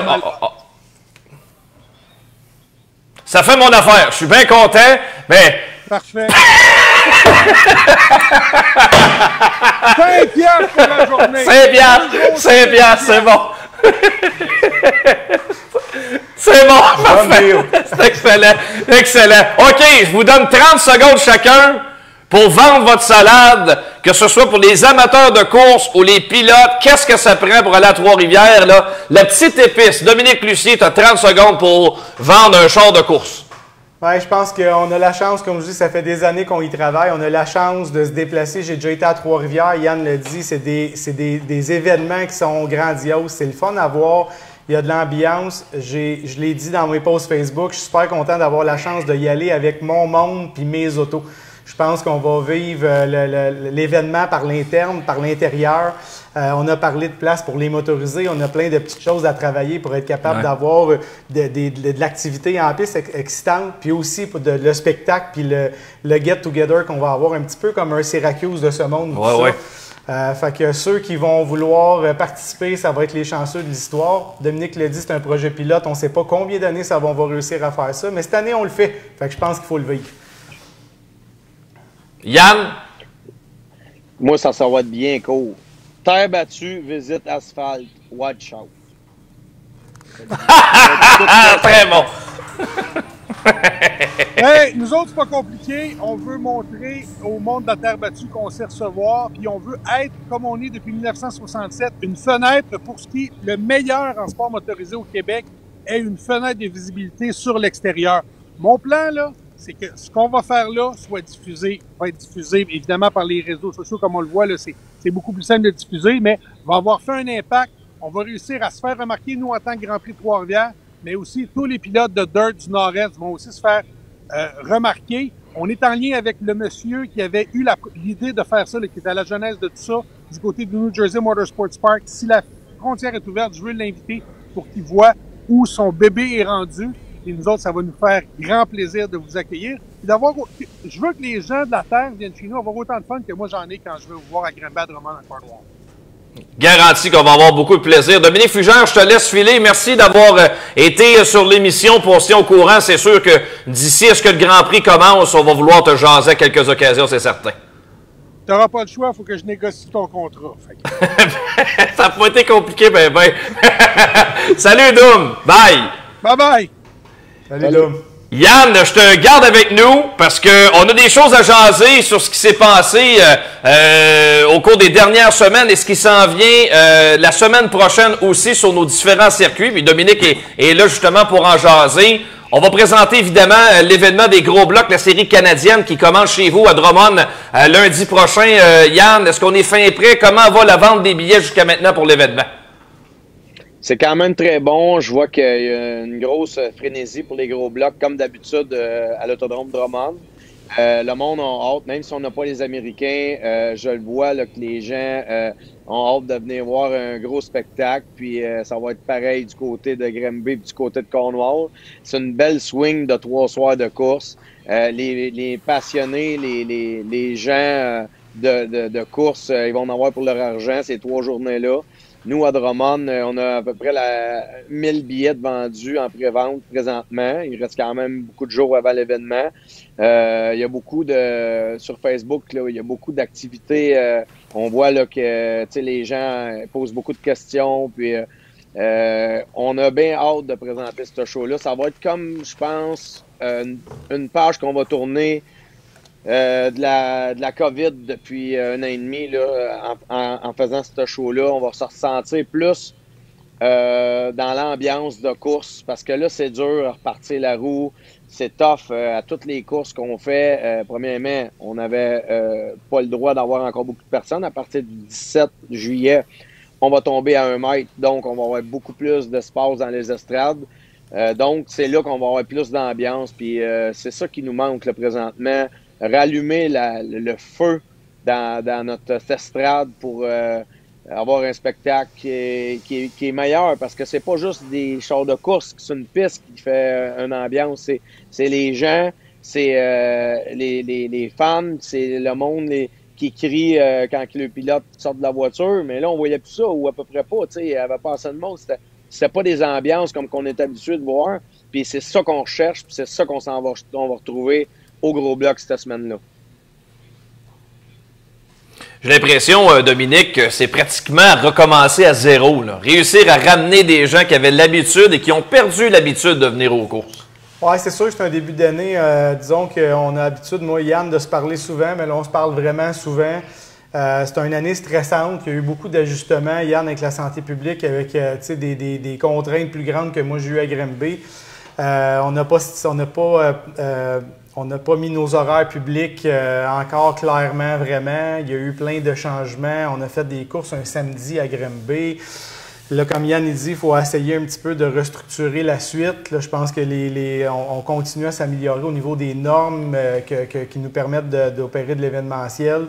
Là, il y avait des contraintes d'espace, de monde, de distanciation. Fait que là, bon, tu mets moins de monde, comme Yann dit, l'ambiance, ce qu'on est capable de faire comme événement, c'est beaucoup plus difficile. Tu sais, encore aujourd'hui, avec, bon, est-ce qu'on met le masque, pas le masque, est-ce qu'on peut aller dans les puits, pas dans les puits, il reste plein de questionnements. C'est pas facile de passer au travers de ça, mais je pense que là, tu sais, on s'est amélioré d'une semaine à l'autre au niveau de tout ça, autant nous autres dans la façon de le faire que dans les normes qui se sont allégées. Puis là, ben, faut se relancer à partir des gros blocs. C'est un défi. Normalement, tout ce qu'on fait en ce moment, on le fait l'hiver. On en parlait avec Yann, moi et Yann, un matin. Toutes nos offensives avec les groupes corporatifs. On a souvent chez nous, je regarde la soirée de Robert Bernard. C'est pas de quoi qui s'organise dans une semaine. Je suis pas capable de mettre ça en marche pour dans une semaine. Fait que là, il faut quand même rebrasser tout ça. Les gens sont conciliants. On le sait que c'est pas simple, mais je pense qu'on s'en va vers le mieux. Puis on va avoir 3 belles journées de course. Je suis content qu'on se soit entendus ensemble, qu'on fasse de quoi de différent, qu'il y ait des gros blocs. Chanceux, beaucoup de gros blocs au Québec, quelques gros blocs en Ontario. Il y a des gars qui ont testé hier soir à Granby, de les entendre, puis tout ça, de les voir, de voir que les gars étaient en train de finir de se préparer, puis tout ça, je pense que ça va être, ça va nous redonner du souffle. Il arrive quoi, messieurs, si jamais il y a une soirée qui tombe à l'eau en raison des intempéries? Ça, c'est la bad luck que la piste va avoir. Écoute, d'habitude, on a une date de pluie qu'on a donnée à Raymond cette saison pour faire la série canadienne Big Block 3 soirs. Habituellement, c'est moi qui aurais eu la première choix de date depuis du mercredi. Dominique, si moi j'aurais eu ma course, aurait eu la date du mercredi s'il y aurait eu de la pluie le mardi. Mais là, on a été bons joueurs. On a embarqué Raymond dans le bateau.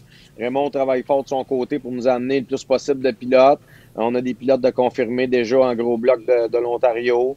On espère avoir le maximum possible de gros blocs en piste pour donner tout qu'un spectacle. Puis c'est ça l'objectif. Puis je pense que c'est une affaire qui peut être une récurrence annuelle. Si on a un beau 3 jours de course, rien n'empêche qu'on va remettre ça l'année d'après. Puis ça, c'est sûr que pour le moment, j'ai une frénésie alentour de ça. Puis c'est ça qui est important. C'est toujours l'amateur de course qui décide.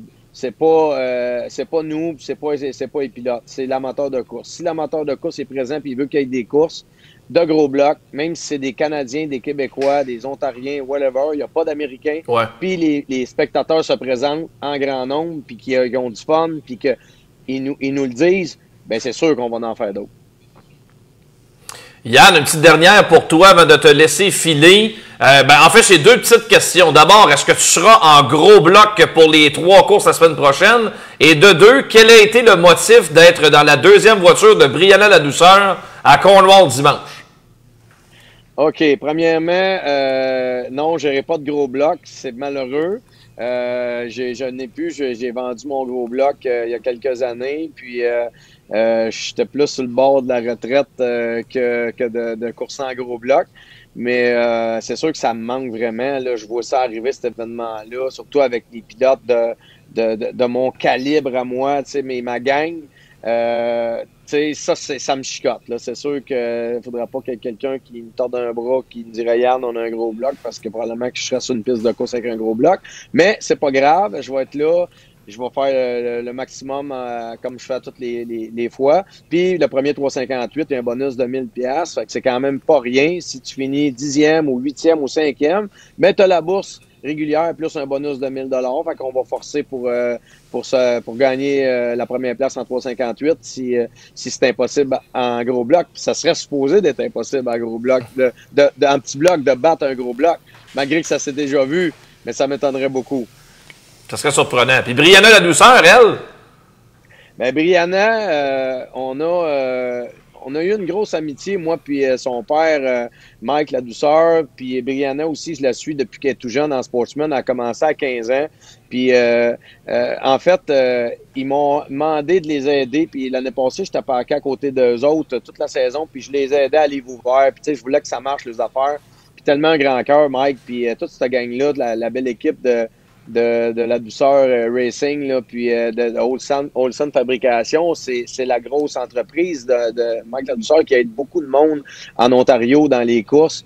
Puis moi, j'ai décidé de les aider à ma façon. Puis là, ils m'ont dit « Yann, veux-tu essayer notre voiture? On sait pas trop si elle a un problème ou c'est Brianna qui a un petit peu de difficulté en début de saison.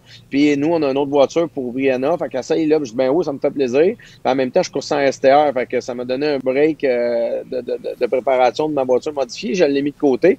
Je me suis concentré sur mon STR puis la voiture à Brianna. Puis ça a été une super de belle soirée. Puis on a tellement aimé ça que Mike m'a demandé si je voulais en faire d'autres courses dans le futur avec eux autres. Puis j'ai dit bien oui, c'est sûr. Fait que on va avoir probablement une collaboration, peut-être une nouvelle collaboration, probablement pour 2022, si ça va bien comme ça là, pour la fin de saison 2021. Intéressant, Yann. Ben, bonne chance dans tes projets. En fin de semaine, on sera d'ailleurs du côté de Drummondville samedi pour un spectacle de course qui va mettre en vedette les Sportsmen. Finale de 70 tours samedi soir chez vous. Oui, 70 tours, Sportsmen sur le verre. On attend beaucoup de pilotes. Même Dominique va être obligé de sortir de sa maison 0-0. Là, puis venir le 0-0. Puis parce que Dominique, il va pas souvent aux courses avec son gars en tant que mécanicien. Mais là, il n'aura pas le choix, il va se saler les mains, il va venir courser avec son gars. Puis il y en a plein qui vont venir parce que c'est une belle soirée, une belle course. Les Sportsmen sont à l'honneur, les modifiés sont en vacances. Il y a plein de pilotes modifiés qui me disent « Hey, Yann, on n'est pas en vacances, on va aller voir les courses, on va aller voir les jeunes. » Fait que ça, c'est le fun. On va avoir une démonstration de Big Block. Jean-François Caribou va être là, il va sortir à 2 reprises. Il va peut-être avoir Michael Parent. On attend peut-être d'autres nouvelles de d'autres pilotes qui vont venir essayer le bolide avant l'événement de lundi. Fait que ça va être une belle soirée. C'est juste la météo qui nous fait peur, mais écoute, ça peut changer d'ici là. Mais sinon, on va avoir une belle soirée de course, puis on va faire un beau show comme qu'on est habitué de faire. On va être là samedi, Yann. Bon, confirmé. Le double 0. Salut, Yann. Merci d'être là. On te laisse retourner vaquer tes occupations. Merci à vous autres. Salut, Dom. Bye. Salut. Yann Bussière de l'Autodrome Drummond. Ça complète pour notre petit bloc parce que là, on va parler de l'aspect technique. JFTC nous attend. Il faut lui laisser la place. Un peu de temps, certain. Exact. Ouais, il a mis beaucoup d'efforts là. Oui, je sais qu'il va tomber les 2 pieds dedans. Il va falloir qu'il course plus souvent que ça. Pas juste Syracuse qui existe dans la vie. Là. Ouais. On va sortir plus souvent que ça. Ben, Oswego, mettons. Oh, ouais. Merci, Doom, pour ton temps. Belle fun, belle fun. Oui, il y a des belles affaires qui s'en viennent. On va faire une courte pause de temps d'installer JF sur le studio et on parle de l'aspect technique d'une voiture de terre battue vers l'asphalte. JF a tous les détails à nous expliquer dans quelques instants.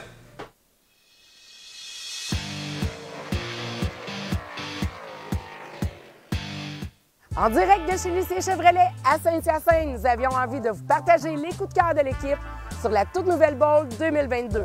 Le véhicule a été totalement redessiné, autant à l'extérieur qu'à l'intérieur.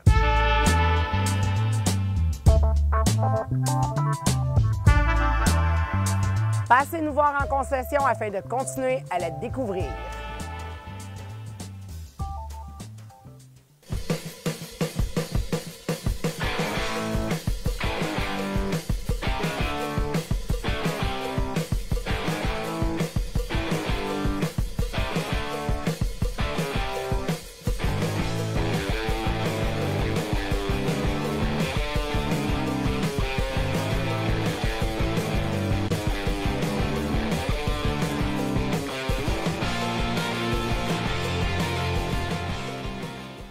FestiDrag.tv, votre émission de sport motorisé tous les lundis 20h à Télémac et sur la page Facebook de FestiDrag. FestiDrag.tv, c'est un road trip nord-américain de sport motorisé. C'est aussi du stock car, de l'accélération, de la drift, du dirt, de la moto et les plus belles expositions d'auto en Amérique. Tous les lundis 20h à Télémac et sur la page Facebook de FestiDrag. FestiDrag.tv est présenté par Rousseau Metal, Silverwax, Prono Control et Choix Radio X.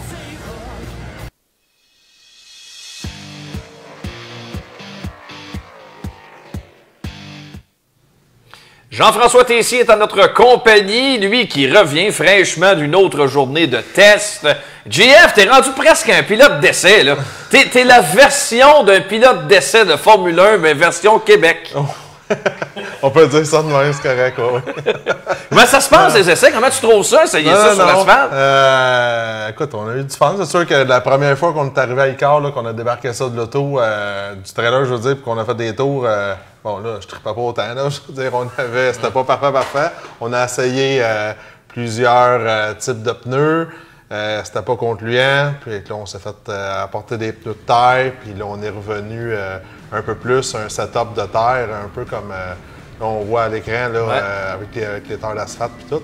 Mais quand on a mis nos pneus de terre avec du Tiger, puis on est revenu vraiment le plus proche d'un auto de terre, bien là, tu sais, là, on a tombé.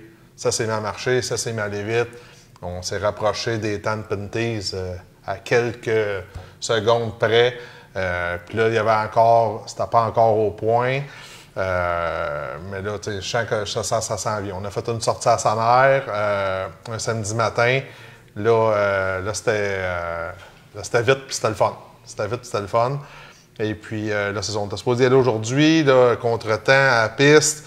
Là, on a remis ça à demain. Là, demain, la pluie. La pluie, oui. Fait que là, en réalité, là, c'est ça, il nous reste un petit peu près 2 heures de test là, pour mettre ça dans la boîte et dire OK, là, c'est avec une chose comme ça qu'il faut partir. Là. J'étais présent à Icar pour les belles images là, que notre ami Cédric Savoie a tournées. Plein de choses dans cette journée-là que vous avez testées. C'était important de le faire, d'un sens, au niveau des pneumatiques, parce que au moment de faire les premiers tests, la question de la disponibilité des pneus était importante. Il fallait songer à toute éventualité si jamais les pneus de terre n'étaient pas disponibles. Donc, les pneus dédiés à l'asphalte, ça n'a pas été très, très concluant. Non, en réalité, bon, on n'était pas capable d'avoir assez de stagger, de différence entre les deux pneus. Après ça, quand les pneus montaient en température, nous autres, les voitures ont un gros pourcentage de poids en arrière. Fait que là, ça faisait une voiture là, qui avait de la misère à tourner sur les deux côtés. Puis, fait que là, en tout cas, puis après ça, on a essayé des pneus de rue. Bon, ben ça avait aucune adhérence. Il fallait l'essayer. Et puis après ça, on a mis les pneus de terre. Puis là, on s'est senti comme chez nous. On a pris ça, puis ça allait vraiment bien. Fait que c'est là qu'on est rendu avec tout ça. Une des grandes questions de JF, c'est vraiment le comportement du bolide lorsqu'on tourne du côté droit. C'est quoi le feeling en arrière du volant? Quand ça tourne à droite, à gauche, on se doute que c'est capable de virer. Du côté droit, ça ressemble à quoi? Bien, c'est sûr que là, on a joué un petit peu avec les shims en arrière de roue. En avant, on a laissé ça offset à peu près comme c'était. En arrière, on a remis ça un petit peu plus égal. C'est pas aussi agressif comme virage quand on tourne à droite qu'à gauche. Mais bon, dans le cas du circuit de Trois-Rivières, On tourne juste 2 fois à droite. C'est ça. C'est pas un problème. Mais quand j'ai été testé à Sanaire, on vire 1 fois à gauche. Pour là, je ne sais plus combien de fois à droite, mais j'étais tout le temps dans le mauvais sens. OK. Puis là, ça faisait partie d'une journée de lapping avec plein d'autres. Il y avait des Lotus, des Camaro, Corvette. Écoute, j'étais parmi tout ça. J'ai failli en lotir une Lotus. Écoute, mais ça pour dire que j'étais tout bien plus vite qu'eux autres, sans problème. C'est sûr que là, on a un auto qui n'est vraiment pas pesante, comparé les autres. Fait que là, mon freinage était beaucoup plus tard, j'embarquais sur le gaz beaucoup plus vite. Fait que là, j'avais tout le temps du monde dans les jambes. Mais à ce niveau-là, fait que c'est ça. Là, pour les modifications de tout ça, là, on n'est pas à beaucoup de modifications. On est vraiment proche d'un auto de terre. Puis chaque fois qu'on a essayé de s'éloigner de ça, ça allait moins bien. Donc, on ne sera pas trop mêlés. Là. Les gars qui vont aller là-bas, finalement, tu n'es vraiment pas loin de ce qu'on a l'habitude de faire comme ajustement. En réalité, là, d'un petit point technique, là, ce qu'on va aller essayer, la prochaine sortie, on va mettre des springs 250 égales en arrière, puis on va mettre des springs 250 en avant. Et puis, c'est ça, c'est le dernier test, parce qu'on a testé avec des springs un petit peu plus mous, mais on roulait avec vraiment pas beaucoup d'essence. Je roulais tout le temps sur le fond de la tank. Fait que là, on dit, bon, OK, là, il va falloir partir plein. Qu'est-ce qu'on va mettre comme spring? Fait que là, c'est ça qu'on s'en va peaufiner, puis finir de dire, OK, on va partir avec ça, puis ça va bien aller. Est-ce que tu as eu la chance, JF, de faire une longue run de plusieurs tours pour voir le comportement des freins? Ouais. Parce que ça aussi, ça peut être une interrogation. Il va y avoir des bonnes zones de freinage à Trois-Rivières. Oui, puis, moi, le premier, j'en avais peur. On en avait tous peur. Puis là, de mon coup, bon, on tourne, on commence à Icare, bon, OK. Mais là, on faisait pas. J'allais pas vite. Dis-moi ça va pas vite, c'est pas besoin de freiner. Mais là, quand on a pris de la vitesse, à la fin, je me suis peut-être lancé, je vous dirais, à une quinzaine de tours, 15-18 tours. Puis là, on est revenu. Puis, bon, écoute, il n'y avait aucun problème. Là. On était capable de se mettre la main en avant sur ces galopeurs. Oui. Hein, ça n'a pas travaillé fort. C'est sûr que nos chars, on dit, on regarde le disque en avant, puis le galopeur, bon, OK, c'est pas gros. En arrière, c'est quand même immense pour le poids de l'auto. Parce que, on n'a pas, c'est pas un Pentiz ou peu importe quoi là, qui pèse 3000 et plus. On a des petits chars qui pèsent 2400 livres, dans le fond, puis qui s'arrêtent en pesant ses breaks. Fait que c'est sûr que, s'il y a des gars on appelle ça des gars qui draguent des breaks longtemps, puis tu tiens le pied, puis tu as tout moyen de tout faire pogner ça en feu. On envoie ça à terre que les 10 breaks sont rouges. Fait que, puis normalement, ça à terre, on freine pas beaucoup. Fait que c'est ça. On n'a pas eu de problème. Quand j'ai été à Sanaire, j'ai fait une run beaucoup plus longue. Là, j'ai roulé des sessions de 15 minutes, puis je me l'ai clenché au complet. Okay. Même chose, on est revenu, là, on ne s'est même pas posé la question, ça ne sentait pas les freins. On n'a pas eu de problème à ce niveau-là. L'usure des pneus, on part avec un pneu arrière droit plus dur, puis en principe, on est capable de faire la run avec ça? Je vois, encore là, je suis parti avec des pneus de terre qui étaient plus mous, des 400 puis des 300, qui étaient travaillés pour la terre, sans épée, grattés. Oui, quand j'ai fini mon 15 minutes, là, il commençait à avoir mal au cœur, ça c'est sûr. Mais ça n'a rien à voir avec un 500 et des 400 qui ne sont pas travaillés, mettons. Là. Quand j'ai fait un petit peu de course à asphalte à modifier, et puis on roulait avec ça, des 500 et des 400, puis c'était correct. D'après moi, avec le setup de pneus qui nous est offert, on va être capable de faire la fin de semaine le nombre de temps qu'il nous a alloué. Puis oui, il va y avoir une petite gestion des pneus, comme toutes les courses. Là. Si on veut partir dans le premier coin, qu'on allume les tailleurs avec la boucane pour faire un beau spectacle, ça ne fera pas un spectacle jusqu'à la fin, ça, c'est sûr. OK, je comprends. On a parlé tantôt brièvement là, avec les Dominique puis avec Yann au niveau du coupe-feu. Il y a la longue ligne droite. Est-ce que ça fait partie des tests que vous avez faits de savoir, évidemment, on ne veut pas faire forcer inutilement le moteur non plus, tu ne veux pas l'abîmer. Donc, qu'est-ce qui, selon toi, est le mieux à faire à ce niveau-là? Je vais finir de mesurer, parce qu'à Icare, j'avais la gear 504, mettons, qui est la gear de Granby pour un sportsman. La gear était parfaite. On poignait avant la ligne droite, je poignais le coupe-feu un coup ou deux. On virait l'épingle au bout, puis l'épingle est vraiment serrée là-bas. on était capable de repartir. Oui, le moteur était à bas régime, là, on ne peut pas déshifter. Fait que, on était capable de repartir, puis d'avoir une bonne sortie de coin, puis tout ça. Fait que là, ça va être de mesurer exactement là, les longueurs qu'on va avoir à Trois-Rivières, l'histoire de la côte qui monte. Ça, c'est une...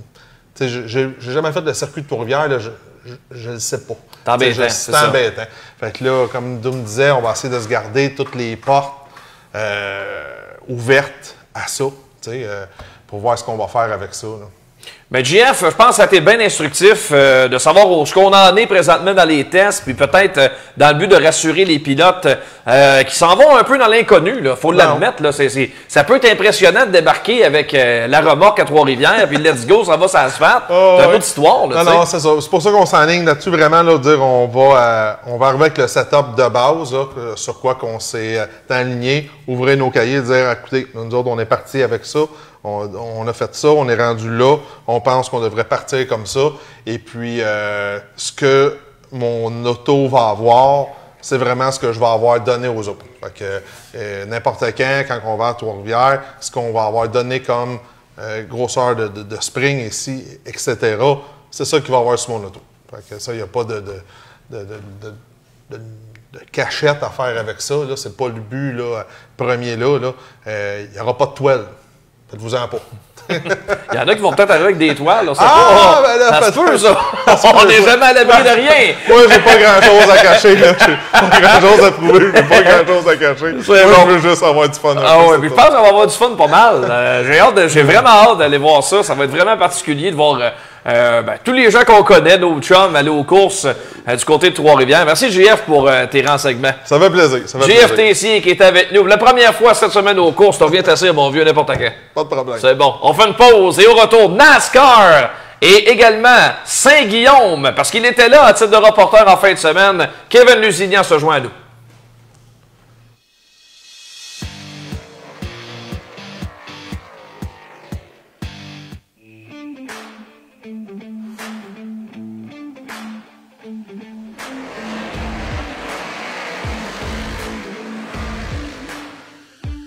Les gros blocs sont de retour à l'Autodrome Granby. Mardi 20 juillet, venez vivre la vitesse et l'adrénaline pure avec la série canadienne Gros Bloc. C'est le spectacle à ne pas manquer. Place limitée, billets sur autodromegranby.com. Vous êtes tanné de votre vieux bazou et vous voulez du changement? Richard Auto, c'est l'endroit idéal pour trouver votre nouvelle voiture. Que ce soit pour une première, deuxième ou troisième chance au crédit et plus, tout le monde est accepté chez Richard Auto. En personne au 625A Boulevard Lemire à Drummondville ou sur internet au richardauto.ca. Richard Auto, l'endroit idéal pour trouver votre voiture de rêve. Festidrag.tv, votre émission de sport motorisé tous les lundis 20h à Télémac et sur la page Facebook de Festidrag. Festidrag.tv, c'est un road trip nord-américain de sport motorisé. C'est aussi du stock car, de l'accélération, de la drift, du dirt, de la moto et les plus belles expositions d'auto en Amérique. Tous les lundis 20h à Télémac et sur la page Facebook de Festidrag. Festidrag.tv est présenté par Rousseau Metal, Silverwax, Prolon Control et Choix Radio X.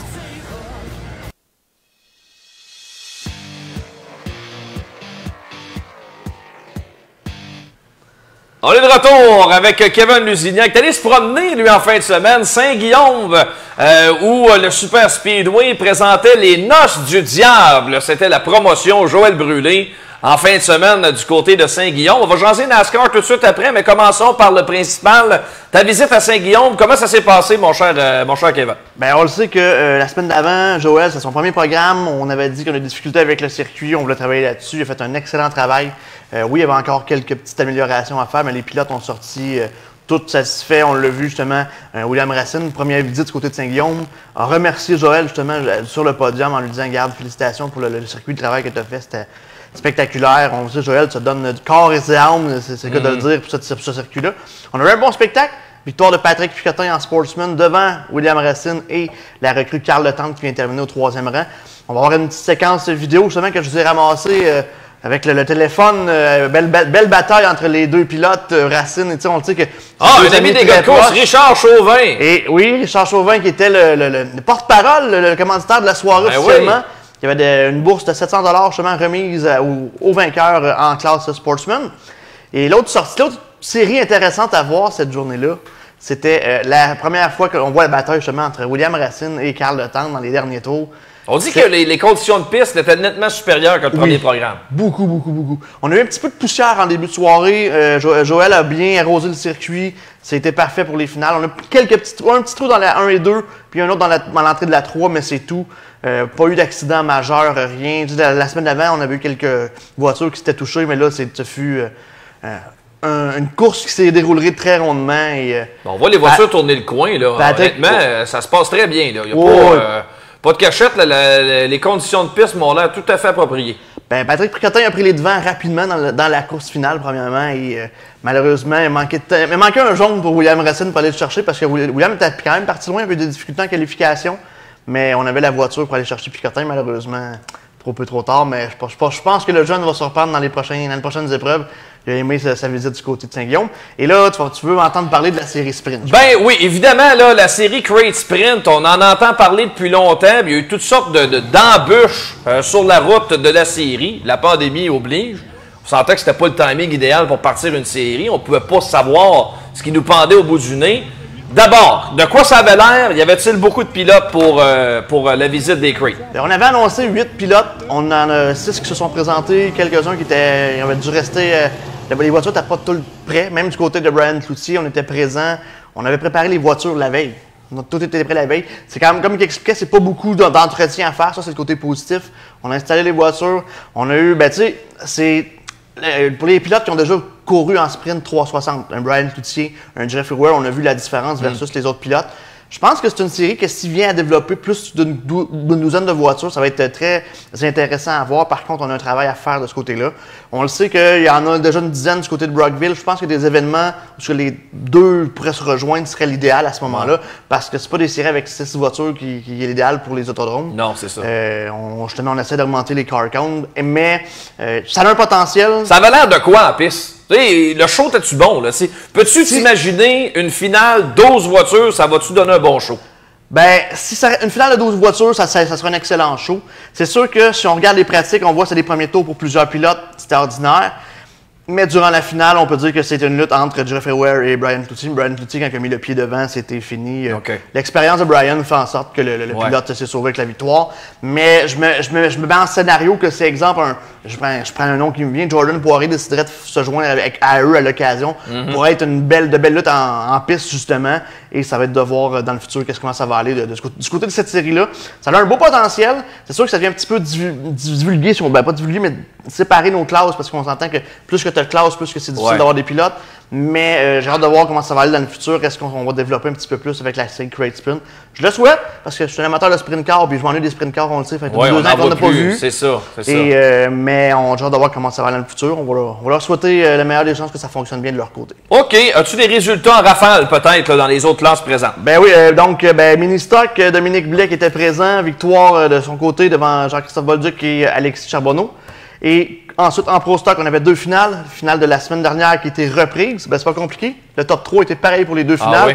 Victoire de Fernand Lheureux devant Martin Livernoche et Kim Alex. Même chose pour la deuxième finale en fin de soirée. Du côté des slingshots, victoire de Charlotte Morin. Elle avait des difficultés dimanche dernier devant Daphné Hébert qui s'est bien remis de sa frousse du samedi du côté de Granby. Et Olivier Desrosiers. Et chez les semi-pros, victoire de Yves Marcotte devant Tommy Beauregard et Sylvain Boisvert. Ouais, il y a eu une deuxième finale du côté des mini-stocks également, avec une victoire de Luc Biron, également à mini-stock. C'est ce que j'ai amené, Luc Biron. Luc était très content du tout. Première visite, quelqu'un de la région de Sorel qui s'est promené là-bas. Donc Luc Biron qui l'a emporté, une belle victoire de son côté. On était seul en piste du côté de Biron. Et on le sait, il a sorti la voiture très récemment et ça s'est bien passé de son côté à Saint-Guillaume. Bonne nouvelle. Donc, beaucoup plus de positifs que de négatifs pour la deuxième soirée de Joël Brûlé. Il était très inquiet quand même. Là. Il s'en met beaucoup sur les épaules. Notre ami Joël, on le recevait la semaine passée. Là, je suis convaincu qu'il est bien content des feedbacks qu'il a eu en lien avec son programme à Saint-Guillaume. On avait 3 voitures de moins en classe Sportsman, mais on avait des pilotes qui n'étaient pas venus aussi. Je sais qu'un Samuel Charlin fait le voyage du côté de Cornwall pour éventuellement peut-être pratiquer de ce côté-là aussi. Donc, je ne serais pas surpris qu'on en revoie une vingtaine prochainement du côté de Saint-Guillaume. Bonne nouvelle. OK, NASCAR maintenant. On en parlait la semaine passée. Ce qui retenait l'attention, c'est la visite des camionnettes du côté de Knoxville. pour la première fois, mais force est d'admettre que ça risque d'être la dernière. Oui, on en parlera un petit peu plus tard. Les pilotes qui n'ont pas été très satisfaits. Tu sais, Knoxville n'est pas une piste comme Eldora, Anthony, on va se le dire. Bristol aussi avait beaucoup d'angles dans les courbes, justement. Knoxville, c'est un circuit qui est plus plat. On a moins d'angles. Oui. Ça a fait en sorte qu'il s'est brisé beaucoup de camionnettes. Et pour l'avoir écouté directement à distance avec notre collègue Martin, juste la relance finale, on a eu 4 prolongations. Oui. Carat Green White Checkered pour qu'on finalise la course. Ça a duré 40 minutes. Ça finissait pour plus faire 2 tours. Ouais. Faire 2 tours. On voit justement, j'ai sorti quelques séquences au début de la finale. Ensuite, on voit Chase Briscoe qui avait fait le saut en camionnette, justement. Il a donné un beau petit coup à Johnny Sauter. Sauter qui a eu la difficulté à conserver la camionnette et il est parti directement en dérapage. C'était également la première sortie pour Jessica Friesen en camionnette. Ça fut difficile pour la conjointe de Stewart. Sheldon Creed, qui était impliqué dans le carambolage, comme on expliquait dans les dernières relances, lui a vraiment pas aimé sa course. Vous allez voir un petit peu plus tard, il a vraiment mentionné aux gens que c'est pas la place pour... puis c'est un pilote qu'on a vu souvent en terre battue, Sheldon Creed, là, qui se promène dans beaucoup de temps, beaucoup de choses, mais de son côté, c'était un petit peu comme en sprint car. Hein? On le sait, en sprint car, quand tu frappes le mur à Knoxville, c'est fatal, c'est pareil en camionnette. Et là, on voit les séquences, c'était ça à chaque relance de l'épreuve. Donc, ça s'est terminé par une victoire d'Austin Hill, justement. Austin Hill, on le sait, pas connu de victoire cette saison, donc il rentre automatiquement dans le chase. Ça peut faire mal à Stewart Friesen à long terme. On le disait, je pense que c'est le circuit qu'on visait du côté de Friesen. Là, il va falloir qu'on travaille plus fort pour aller chercher cette victoire qui nous manque dans le camp de Hallmark Racing. Donny Schatz était en piste, ça avait l'air de quoi pour la vedette de Sprint Car? Donny Schatz, oui, qui était dans la voiture 17. Ce fut, lors des pratiques, le jeudi, c'était la deuxième voiture la plus rapide. Mais on voit que la conduite d'une camionnette versus d'un sprint car, c'est beaucoup différent. Mais ce serait un pilote que j'aimerais revoir. J'aimerais ça voir dans son style à Bristol, voir comment il sortirait, parce qu'on s'entend que le pilote a quand même beaucoup de tours derrière le volant dans les catégories sprint car. C'est un bon pilote, mais ça reste à voir à long terme comment que ça va travailler, parce qu'on voit que ça travaille différemment. Puis c'est lui qui a causé justement un des jaunes en fin d'épreuve du côté de Donny Schatz. OK, c'est tout pour la terre battue. On vient de le voir, Austin Hill qui l'a emporté en camionnette, alors que la Xfinity et la Cup étaient du côté d'Atlanta en fin de semaine. Et les frères Busch ont vraiment retenu toute l'attention. Kyle l'a emporté en Xfinity et son frère Kurt le lendemain, devant son frère. Alors vraiment, les Busch en fin de semaine ont brillé. Oui, et une autre chose qui a brillé, qui n'est pas le fun du côté de l'Atlanta, l'état du circuit. Oui. On n'a pas aimé l'état du circuit. Plusieurs l'ont mentionné, justement. Ça prend un pavage complet à Atlanta. Ouais, Tony Stewart avait fait un post avant l'épreuve, justement, que ça prenait un pavage complet. Et on l'a vu, on va avoir une séquence, justement, avec la Cup. On va commencer avec la Xfinity, mais je vous montre ça avec la Cup plus tard, de qu'est-ce qui s'est passé. Donc, ça fait une victoire de Kyle Busch, tu l'as dit. David Starr, accident qui a failli vraiment faire mal, très mal de son côté. Là, on a frappé le mur directement et on est revenu justement devant le peloton. Donc, ça aurait pu être fatal du côté de Starr. Et tu connais Brandon Jones, qui était le pilote, le coéquipier de Raphaël Lessard l'an passé chez Kyle Busch en camionnette. De son côté également, ça fut plus difficile du côté de Brandon Jones. On a abîmé le devant de la voiture au complet. On va le voir dans quelques instants. Et on a dû passer par les pluies, mais ce fut la fin de l'épreuve, la fin des émissions, comme on dit, du côté de Jones. On est rentré directement dans le mur extérieur et il n'y avait plus rien à faire de son côté. Donc, c'est plate parce que le pilote est quand même dans une bonne position au classement présentement. Ça fut une épreuve qui va être à oublier du côté de Jones. Sinon, Kyle Wetterman. Kyle Wetterman, il faut que je t'explique la situation. Le pilote est deuxième sur une relance en fin d'épreuve. Et qu'est-ce qui se passe du côté de Wetterman? La voiture ne décolle pas. Oh là là! La voiture, non. On n'a pas compris le problème encore là-dessus. Qu'est-ce qui s'est passé? Mais voyons, il n'a pas décollé du tout. Là. Ça n'a pas décollé du tout. C'est comme si la voiture se serait éteinte. Elle est arrivée dans les puits, tout fonctionnait, mais ça n'a pas vraiment décollé. Ça aurait pu être un carambolage monstrueux. Et on termine avec justement une victoire de Kyle Busch qui a dominé tout au long. Busch, cette saison, sérieusement, quand il se présente en Xfinity, je pense qu'il est imbattable de son côté. C'est ce qu'il y en a du côté de Kyle Busch. Mais en coupe, vraiment, là, une belle surprise. Surtout en lien avec la nouvelle qui venait de sortir chez Ganassi. Kurt Busch qui va chercher la victoire avec Ganassi, qui a été vendu la semaine passée. Et la semaine suivante, on arrive à Atlanta. Quelle victoire pour Kurt Busch. Oui, et je fais remarquant, je l'ai ressorti justement, on le voit à l'écran. La voiture de Kyle Busch. sais, on le sait, Hendrick, depuis le début de la saison, on est dominant. Oui. Mais du côté d'Atlanta, la voiture de Busch était vraiment plus rapide que les Hendricks. À plusieurs reprises, on est allé les chercher, mais, comme tu le disais, pas assez rapide. Mais il y a un petit segment que je tenais à regarder, justement. Chase Elliott, ce fut difficile. On arrive dans les puits, et qu'est-ce qu'on se passe? On passe tout droit. Ouais. On perd du temps directement là. Recule. On recule, on se replace, on recommence le tout. Ouais. Et il arrive une autre séquence, juste un petit peu plus tard, justement. On réarrive dans les puits et on frappe le mécano de l'équipe de Cole Custer qui était juste au box avant lui. Et séquence qui fut assez spectaculaire. On a frappé le pneu et le pneu vient frapper directement dans le dos du mécano. Ouais, on a sauvé, on le voit, le John Rossley, c'est le changeur de pneu à l'avant. On va voir la séquence. C'est spectaculaire, Anthony, mais on est passé près de la frousse. Là. Et on se ramasse à pleine face sur la voiture. Donc, c'est un accident de course. Les deux, on est rentrés au plus en même temps, mais ça reste que c'est pas une situation. Tout est bien qui finit bien et que c'est rien passé de son côté, mais ça aurait pu être fatal du côté du mécano de Cole Custer. Puis là, on parlait du problème avec le circuit. Je l'ai sorti la séquence, on va le voir. On arrête l'épreuve sur un jaune et là, les gars se mettent à courir. Qu'est-ce qui se passe? Regarde bien la crevasse qu'on va avoir en plein milieu du circuit. Un nid de poule sur Décarie à Montréal. Effectivement. Ça n'a pas de bon sens. Effectivement. Les voitures passent là à près de 300 km/h et on a un nid de poule en plein milieu du circuit. Donc, quand on parlait des conditions de piste, sur la terre battue, c'est des choses qui peuvent arriver parce qu'on s'entend que c'est un circuit qui change tout le temps. Mais sur l'asphalte, ça ne doit pas arriver. Donc, oui, vraiment, Atlanta a fait les manchettes pour ça. Ça a vraiment l'air d'une autoroute du Québec. Là. Regardez ça. C'est du colmatage partout. Là. Ça fait dur. C'est ce qu'il y en est. Ouais. Et la dernière séquence, il fallait qu'on en parle. Ross Chastain est au large. On le sait, c'est Kyle Busch qui est à l'avant en fin d'épreuve. Et il conserve l'extérieur pendant que son coéquipier passe son frère juste dans le bas. Et là, on se demande si c'était une manœuvre qui était délibérée de son côté, parce qu'on s'entend que ça a donné la victoire directement à l'autre coéquipier. Et là, du côté de Kyle Busch, on n'est vraiment pas content de la manœuvre de Chastain. Et je ne serais pas surpris qu'il y ait des représailles lors du prochain Grand Prix. On le sait, Busch est très fort là-dessus. Ouais. Et là, ça l'a fait jaser beaucoup dans les tribunes. On a hâte de voir ce qui va se passer. Tant mieux, le Ganassi, regarde, ça fait bien. Avec le changement, justement... ça change la donne, pareil. Ça change la donne il se lance pour la chase, ça change tout là, pour l'écurie. C'est ça. C'est pas comme si Busch n'avait pas gagné cette saison. C'est juste que c'est plus plate parce qu'on sait qu'il y a beaucoup de points à aller chercher sur un Kyle Larson.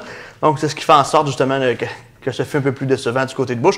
Et là, ce qui se passe, j'ai sorti un petit article, justement, on en a discuté avant de commencer l'émission. On n'est pas content chez les pilotes avec les voitures de la prochaine génération. Oui. Pourquoi? Parce qu'on a eu des crash tests du côté de Talladega. Et là, les crash tests ont fait en sorte que les voitures en tant que telles ne seraient pas tant sécuritaires. On le sait que c'est des nouvelles voitures, ça va être différent l'an prochain. Et là, on veut avoir d'autres tests. On veut vraiment, on a testé à Talladega, aller voir peut-être du côté de Daytona parce que, on est rendu déjà fin juillet dans pas grand temps. Et février avec Daytona arrive très rapidement. Donc, le temps de travailler sur une voiture, ça va être très long. Mais ça va être à voir de ce qui va se passer. Sinon, on va aller au week-end prochain. On s'en va pas très loin d'ici, au New Hampshire, du côté de la Xfinity. Loudon en fin de semaine. Mais oui, Loudon en Xfinity et en Cup. Pas le circuit le plus spectaculaire. Certains trouvent ça plate à mort. Mais c'est des courses. C'est des courses. Et des camionnettes, on va aller en pause jusqu'au prochain circuit qui va être le 8 août à Watkins Glen. Donc, circuit routier. On va voir Friesen souvent sur les circuits de terre battue, d'après moi, dans les prochains jours. Il y a des fortes chances, absolument. D'ailleurs, parlant de Stuart Friesen, on va en parler au retour de la pause. Parce que c'est fait battre. Ouais. C'est fait battre en fin de semaine. Ça va l'air arrangé un petit peu.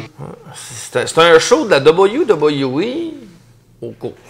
Mais bon, regarde, félicitations Jessica, elle a bien mérité sa victoire. On en parle dans les choix du président. Au retour, Tommy Lavallée en conclusion de l'émission.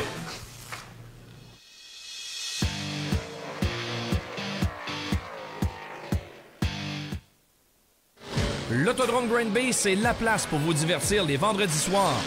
De la vitesse et de l'action, mur à mur pour les amateurs de sensations fortes. En plus, c'est gratuit pour les 17 ans et moins.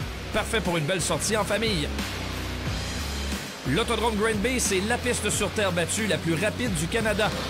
Venez vivre l'expérience sur place et vous pouvez même prendre le volant comme les pros. Contactez l'équipe de Driver Academy pour plus de détails. En direct de chez Lucier Chevrolet à Saint-Hyacinthe, nous avions envie de vous partager les coups de cœur de l'équipe sur la toute nouvelle Bolt 2022. Le véhicule a été totalement redessiné, autant à l'extérieur qu'à l'intérieur.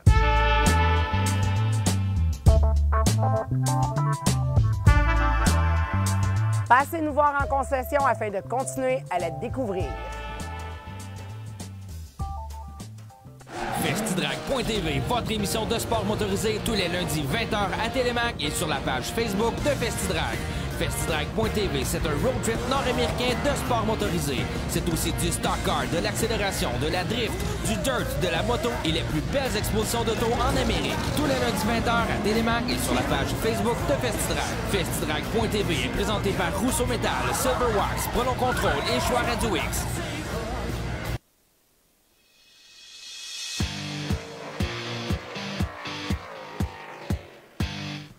On est rendu dans la chronique tant attendue, les choix du président, de notre président des gars de course, Tommy Lavallée. On en parlait juste avant de quitter avec Kevin Lusignan. Victoire de Jessica Friesen, qui l'a emporté à Fonda Speedway. On savait que ça s'en venait, mais elle l'a fait devant Stewart. On va vous présenter des images d'ailleurs.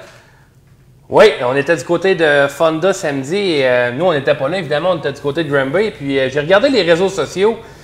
Puis on riait beaucoup de la performance qu'il y a eu du côté de Fonda. Et à regarder le vidéo, regardez ça, on a lâché le gaz un peu. Un petit peu trop d'avance. Mais c'est bien correct. Regardez, Stewart est imbattable du côté de Fonda. Et là, il est à côté de Jessica. Et Jessica va revenir le refaire. Quelle bagarre! Et vraiment, c'est une belle bagarre entre mari et femme. Oui. Jessica a très bien fait, puisque oui, c'est bien beau, là, Stewart, peut-être c'est une petite chance. Regarde-le faire. Mais les autres en arrière, ils n'ont pas laissé de chance, par exemple. Non. Donc, une très bonne performance de la part de Jessica Friesen. Évidemment, on est content de l'avoir gagné. C'est pas Stewart. Donc, ça fait changement du côté de Fonda. Mais disons qu'à plusieurs reprises, j'ai l'impression que Stewart, si ça avait été, disons, Rocky Warner à la place de Jessica, on aurait peut-être forcé la donne un peu plus. Disons que les frères Bernier, ça laisse moins de chance que ça à Granby. Ouais, exactement. On a joué galant, comme diraient les boys. Hein? Ouais, c'est ça. On a joué galant. Mais c'est bien correct. Superbe victoire, très populaire pour Jessica Friesen. Rocky Warner est venu proche, mais on n'a pas de rétroviseur, donc on ne peut pas savoir où se trouvait vraiment l'adversaire derrière. Donc, Jessica Friesen qui va chercher notre victoire extrêmement populaire dans le château fort des Friesen, eux qui habitent Sprakers à l'État de New York. Donc, très, très belle victoire pour Jay-Z, Jessica Zemken, qu'on avait l'habitude d'appeler. Elle a adopté le nom de son mari dorénavant. C'est-tu JF maintenant? Je sais pas si... mais en tout cas, félicitations maman, très, très belle victoire du côté. Parker était très heureux. Oui, pour une fois que c'était maman qui s'occupait de lui sur le toit de la voiture. Super Dirt Car Series, au moment où on se parlait, la semaine passée, mardi, il y avait des courses à Ransomville. Ça n'a pas été un grand spectacle. En fait, si vous me trouvez une bonne course à Ransomville, faites-moi signe, parce que c'est souvent somnifère. Et ça a été encore le cas. On a eu de la misère à ne pas s'endormir, toute la gang ensemble ici dans le studio. Mais victoire de Matt Shepard dans cette finale, ce qui a amorcé pour lui une superbe semaine. Oui, on a regardé ça ici après l'émission mardi dernier. On se disait, on va avoir un bon spectacle, quand même des bons pilotes qui partent à l'avant. Alors, on a eu des dépassements au début de l'épreuve. On pensait bien que Matt Williamson était pour aller remporter cette course-là, lui qui partait deuxième. Mais Matt Shepard est rapidement revenu premier. Il faut le savoir, là, Friesen a couru à plusieurs reprises à Ransomville. C'était même la piste familiale du côté de Friesen. Puis ça n'a pas été facile pour lui non plus. C'était vraiment une course pour faire attention aux pneus. Pas faire de crevaison. On a vu là, dans les derniers tours plusieurs drapeaux jaunes parce que les pneus n'ont pas duré toute la course. Ça n'a pas été un bon spectacle. Du côté de Ransomville, je ne me souviens pas d'avoir vu une belle course là-bas non plus. Ouais. C'est dommage, mais regarde, on y va à chaque année. Peut-être que les conditions auraient pu être meilleures, mais c'est beaucoup les conditions qu'on voit habituellement lorsqu'on court à Ransomville le vendredi. Et beaucoup de crevaisons, même dans une course de 30 tours. Fait qu'imaginez pour un 100 tours, c'est une surface très abrasive. Et justement, Justin Ears en parlait cette semaine. Il disait que lui, étant donné qu'il court juste Canandaigua, il peut faire plusieurs semaines, mais il se rend compte que les gars qui font Ransomville également le vendredi, là, eux, ils passent beaucoup plus de pneus. OK. Puis cette piste qui, justement, gruge pas mal. Le sujet des pneus retient toujours l'attention aux États-Unis. Je lisais, là, justement, là, cette semaine que du côté d'Orange County, c'est eux qui gèrent la vente des pneus. Et là-bas, maintenant, c'est limité à un pneu par équipe de course par soirée. Peu importe quel pneu, que ce soit l'arrière droit, un pneu avant-gauche, ça ne change rien. C'est un pneu chacun. Alors, ça en dit long, là. On est vraiment là à la limite au niveau des fournisseurs de pneus actuellement. Oui, puis c'est la même situation du côté de Can-Am. C'est Billy Dunn là, qui est vendeur de pneus là-bas. Puis ils sont dans la même situation, c'est un pneu par programme. Donc, on espère ne pas en venir là du côté du Québec. Mais oui, ça fait très mal la pénurie de pneus là, dans tous les sphères des courses. L'accident de la semaine, on aurait pu facilement inscrire Jonathan Nadeau dans cette liste, mais on a toujours tendance à aller voir ailleurs. Et c'est du côté de Land of Legends, Canandaigua, un accident Sportsman. Oui, regardez ça lors de la relance. Vraiment, ça l'a freiné devant. Et suivez la voiture blanche, là. On va la voir arriver un peu plus tard, là. Ça doit avoir cogné pas à peu près, Anthony. Regardez ça. Et là, ça commence à s'empiler. Et regardez la voiture, et voilà. Oh là là! Complètement renversée. Et la voiture... Culbute par en avant, c'est rare qu'on voit ça. Oui, et une autre voiture également là, qui a fait des tonneaux. Donc, c'était un accident, un deuxième gros accident cette année du côté de Canandaigua. On se souvient de la débarque d'Adam Roberts en début de saison. Donc, ça va vite à Canandaigua. C'est une piste de gros bloc et... quand ça cogne très fort et on a encore une preuve chez les Sportsmen. Toute une embardée, absolument. Donc, merci à Land of Legends TV pour les images là-dessus. Ton top 3, mon cher Tommy, on a parlé de Matt Shepard tantôt, une semaine parfaite pour lui. Il a gagné 4 courses en autant de sorties cette semaine. Mais c'est la même chose pour Matt Williamson sur ses pistes locales, des victoires vendredi, samedi et dimanche. Vendredi, il va remporter la victoire du côté de Ransomville. Il décide d'aller à Brockville samedi soir, va gagner aussi. Et dimanche, on en a parlé tout à l'heure, va remporter la victoire. Donc, 3 victoires en 3 pistes. Donc, très bonne fin de semaine pour Matt Williamson. Money Matt, hein, toujours à surveiller. On a hâte de voir s'il sera en mesure d'être chez nous la semaine prochaine. Avait confirmé sa présence, mais là, on a une course gros bloc prévue la semaine prochaine. Quand sera-t-il la présence de Matt Williamson? C'est en suspens pour l'instant et c'est bien dommage. Oui, lui, il veut venir. Ben oui. Lui, il veut venir, c'est sûr, mais là, ça va dépendre de son contrat, évidemment. Il y a un contrat avec la série Gros Bloc avec la voiture Boss Shoe, donc on va voir ce qui va se passer. OK. Ta deuxième position revient à Félix Roy pour sa spectaculaire performance dans la course de samedi à Grand Bay. Oui, Félix Roy qui courait pour son cousin Médric. Tu as parlé avec lui justement lors de l'intermission, voulait aller chercher la victoire, voulait faire le mieux possible. Et il a passé très près. C'était pas facile au début de la course, très difficile à dépasser. Il a frappé le mur intérieur. Mais quand il a mis la patte sur la ligne extérieure, c'était incroyable à quelle vitesse la 91 Gamache remontait. Donc, chapeau à Félix, puis chapeau également à toute l'organisation de la Coupe Médric Marion. Très belle façon d'honorer la mémoire de ce jeune homme. Ah, évidemment, Félix, avec son résultat, comme il est âgé de moins de 19 ans, s'installe au sommet de cette compétition. Une courte série de 3 courses et 1000 $ aux gagnants à la fin de cette compétition de 3 courses remise aux 19 ans et moins. Il y avait un bon taux de participation chez nos jeunes pilotes. Je trouve que c'est une excellente idée pour accrocher encore plus les jeunes pilotes à compétitionner. Oui, puis c'est toujours bon, justement, des bonbons pour les pilotes. On sait, les jeunes là, dans Sportsman, c'est incroyable à quel point il y en a beaucoup.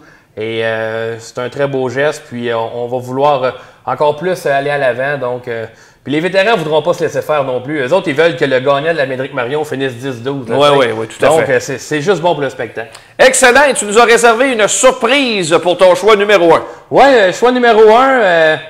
On y en a parlé longtemps, puis il se disait, je ne sais pas s'il va être capable de faire ça. Puis on l'a lancé dans la gueule du loup la semaine passée, puis vendredi passé. Kevin Hébert, viens-t'en ici.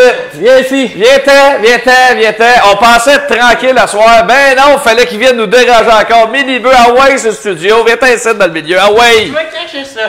Hawaii, ici. Mini, il a su, quand il a fait l'entrevue avec Luke Whittaker, il faut vous le dire, il était en haut, puis Dave n'était pas à l'aise de faire l'entrevue en anglais. On l'a garoché en bas. Hawaii. Il a été la faire, puis samedi, Dave ne pouvait pas être là. Fait qu'on cherchait quelqu'un. On a pensé à Mini. Ça fait longtemps Anthony, on en parlait, qu'on voulait voir Mini. Mini est descendu en bas, il a fait un travail incroyable. On voulait en parler. Tu as fait toute une job, Mini. On était bien fiers de toi, tous les gars de course. Puis, au plaisir de te revoir pour tes entrevues. Bravo. Je t'avais de prendre ma retraite. C'était une question de temps.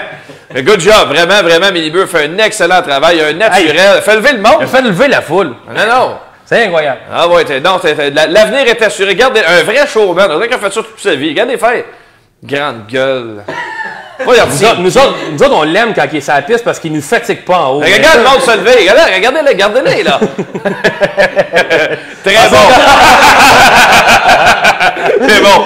Les meilleurs annonceurs que pilote. En tout cas, meilleur mécanicien. Il aurait fallu lui donner un micro, ça aurait pu être bon. Hein. Hey, Tommy, on va finir ensemble justement pour annoncer aux gens ce qui s'en vient pour les gars de course en fin de semaine. On sera très, très occupés encore une fois. Il y aura des courses vendredi et samedi sur nos pistes. Excuse-moi de te couper, là. Ça fait plusieurs semaines, il faut que je le dise. Driver ont un moteur 358 à vendre, un mi-show. Donc, si vous voulez avoir un moteur 358, Driver Performance en a un à vendre. Ça fait partie de notre décor. Il faut vous en amener un vieux pour qu'on puisse le remplacer. C'était l'info-pub de la soirée. Mais on a un 358 qui est là à vendre. Bon, tu peux continuer. OK, le moteur est à vendre. C'est bon, l'info-pub. Ben, pas les pneus, par exemple. T'es payé combien, mettons qu'on le vend? 5. OK, parfait. En fin de semaine, d'abord, Granby, Monsieur Modifié vendredi soir. Monsieur Modifié vendredi soir, on le sait à quel point les pilotes modifiés veulent avoir ce titre-là. Raphaël Lessard va être là. Soyez-y, ça va être un très, très bon spectacle. La seule place où on va voir les modifiés en fin de semaine au Québec, donc soyez présents du côté. Même en Ontario, Cornwall n'a pas de modifiés dimanche, donc soyez-y vendredi soir. Alors, c'est parti donc pour une séquence éreintante pour toute l'équipe. Notre émission fera relâche la semaine prochaine pour une bonne raison. C'est parce qu'on va être à Granby mardi prochain à l'occasion de la visite de la série canadienne Gros Bloc. Donc, il y a des courses vendredi, Granby. Samedi, les Sportsmen en vedette du côté de Drummondville, finale 70 tours pour ce qui est des Sportsmen. Le dimanche, il n'y aura pas de modifié au programme du côté de Cornwall, mais quand même les classes de soutien qui seront là en grand nombre et les Lightning Sprint également du côté de Cornwall. Et dès lundi, le début de la série canadienne Gros Bloc, ça commence à Drummondville. Drummondville lundi, Granby mardi et Cornwall mercredi. Ça va être une grosse semaine pour nous. Ben ça, on aime ça, des grosses semaines de course comme ça. Exact. Soit-on de la belle météo maintenant. On n'en fait plus parce qu'on ne peut plus voyager. On est habitué de faire des semaines de course, mais là, on n'en fait plus. Puis on souhaite de la belle météo, évidemment. Ouais. On a vu, là, ça fait 2 fois qu'on a des tests de Gros Bloc, là. Ça fait 2 fois que le monde se lève des estrades. Ils ont hâte de les voir, là. Exact. Un moteur Gros Bloc, ça va toujours rester un moteur Gros Bloc. Alors, mais comme notre ami Cédric Blondin, qui était là pour la première fois, qui voyait la première fois des Gros Blocs, il a dit « Wow! Fait que je pense que si vous pouvez amener des nouveaux gens, c'est le temps. Là. Ça va être l'occasion. Belle occasion. Donc, on vous lance le rendez-vous sur nos circuits de course en fin de semaine. Il reste des billets que vous souhaitiez les acheter d'avance, c'est possible, ou que vous vous présentiez à la porte, ce sera également possible d'entrer sans aucun problème. C'est important de le rappeler aux gens. Il y en a donné, on en a parlé, je sais. Il faut le dire. Là c'est le temps d'emmener du monde aux courses. Là. Vous l'avez vu, c'est difficile pour tout le monde. Il faut remplir les estrades, il faut ramener les gens que peut-être ne sont pas venus de l'année, dites-leur que c'est recommencé. Il faut vraiment remplir les estrades, il faut avoir du plaisir, il faut avoir de l'ambiance. À toute fin pratique, l'expérience est la même que d'habitude. Il n'y a plus de masque dans les gradins. Oui, on le porte pour dans nos déplacements, mais je veux dire, c'est négligeable comme impact. Partout, là. Exactement. Donc, on vous invite en grand nombre en fin de semaine. Grosse semaine. Relâche pour cette semaine aux courses, mais tellement de nouvelles dans 2 semaines, honnêtement. Prévoir une longue émission si on veut parler de tout ce qui va se passer. On va en parler un peu au 91.9 aussi. OK, parfait. Salut Tommy! Salut la gang! Merci à tout le monde d'avoir été là en grand nombre aujourd'hui, fidèle au poste. Toute l'équipe. Et on se dit rendez-vous dans 2 semaines. D'ici là, on se revoit aux courses. Bye bye!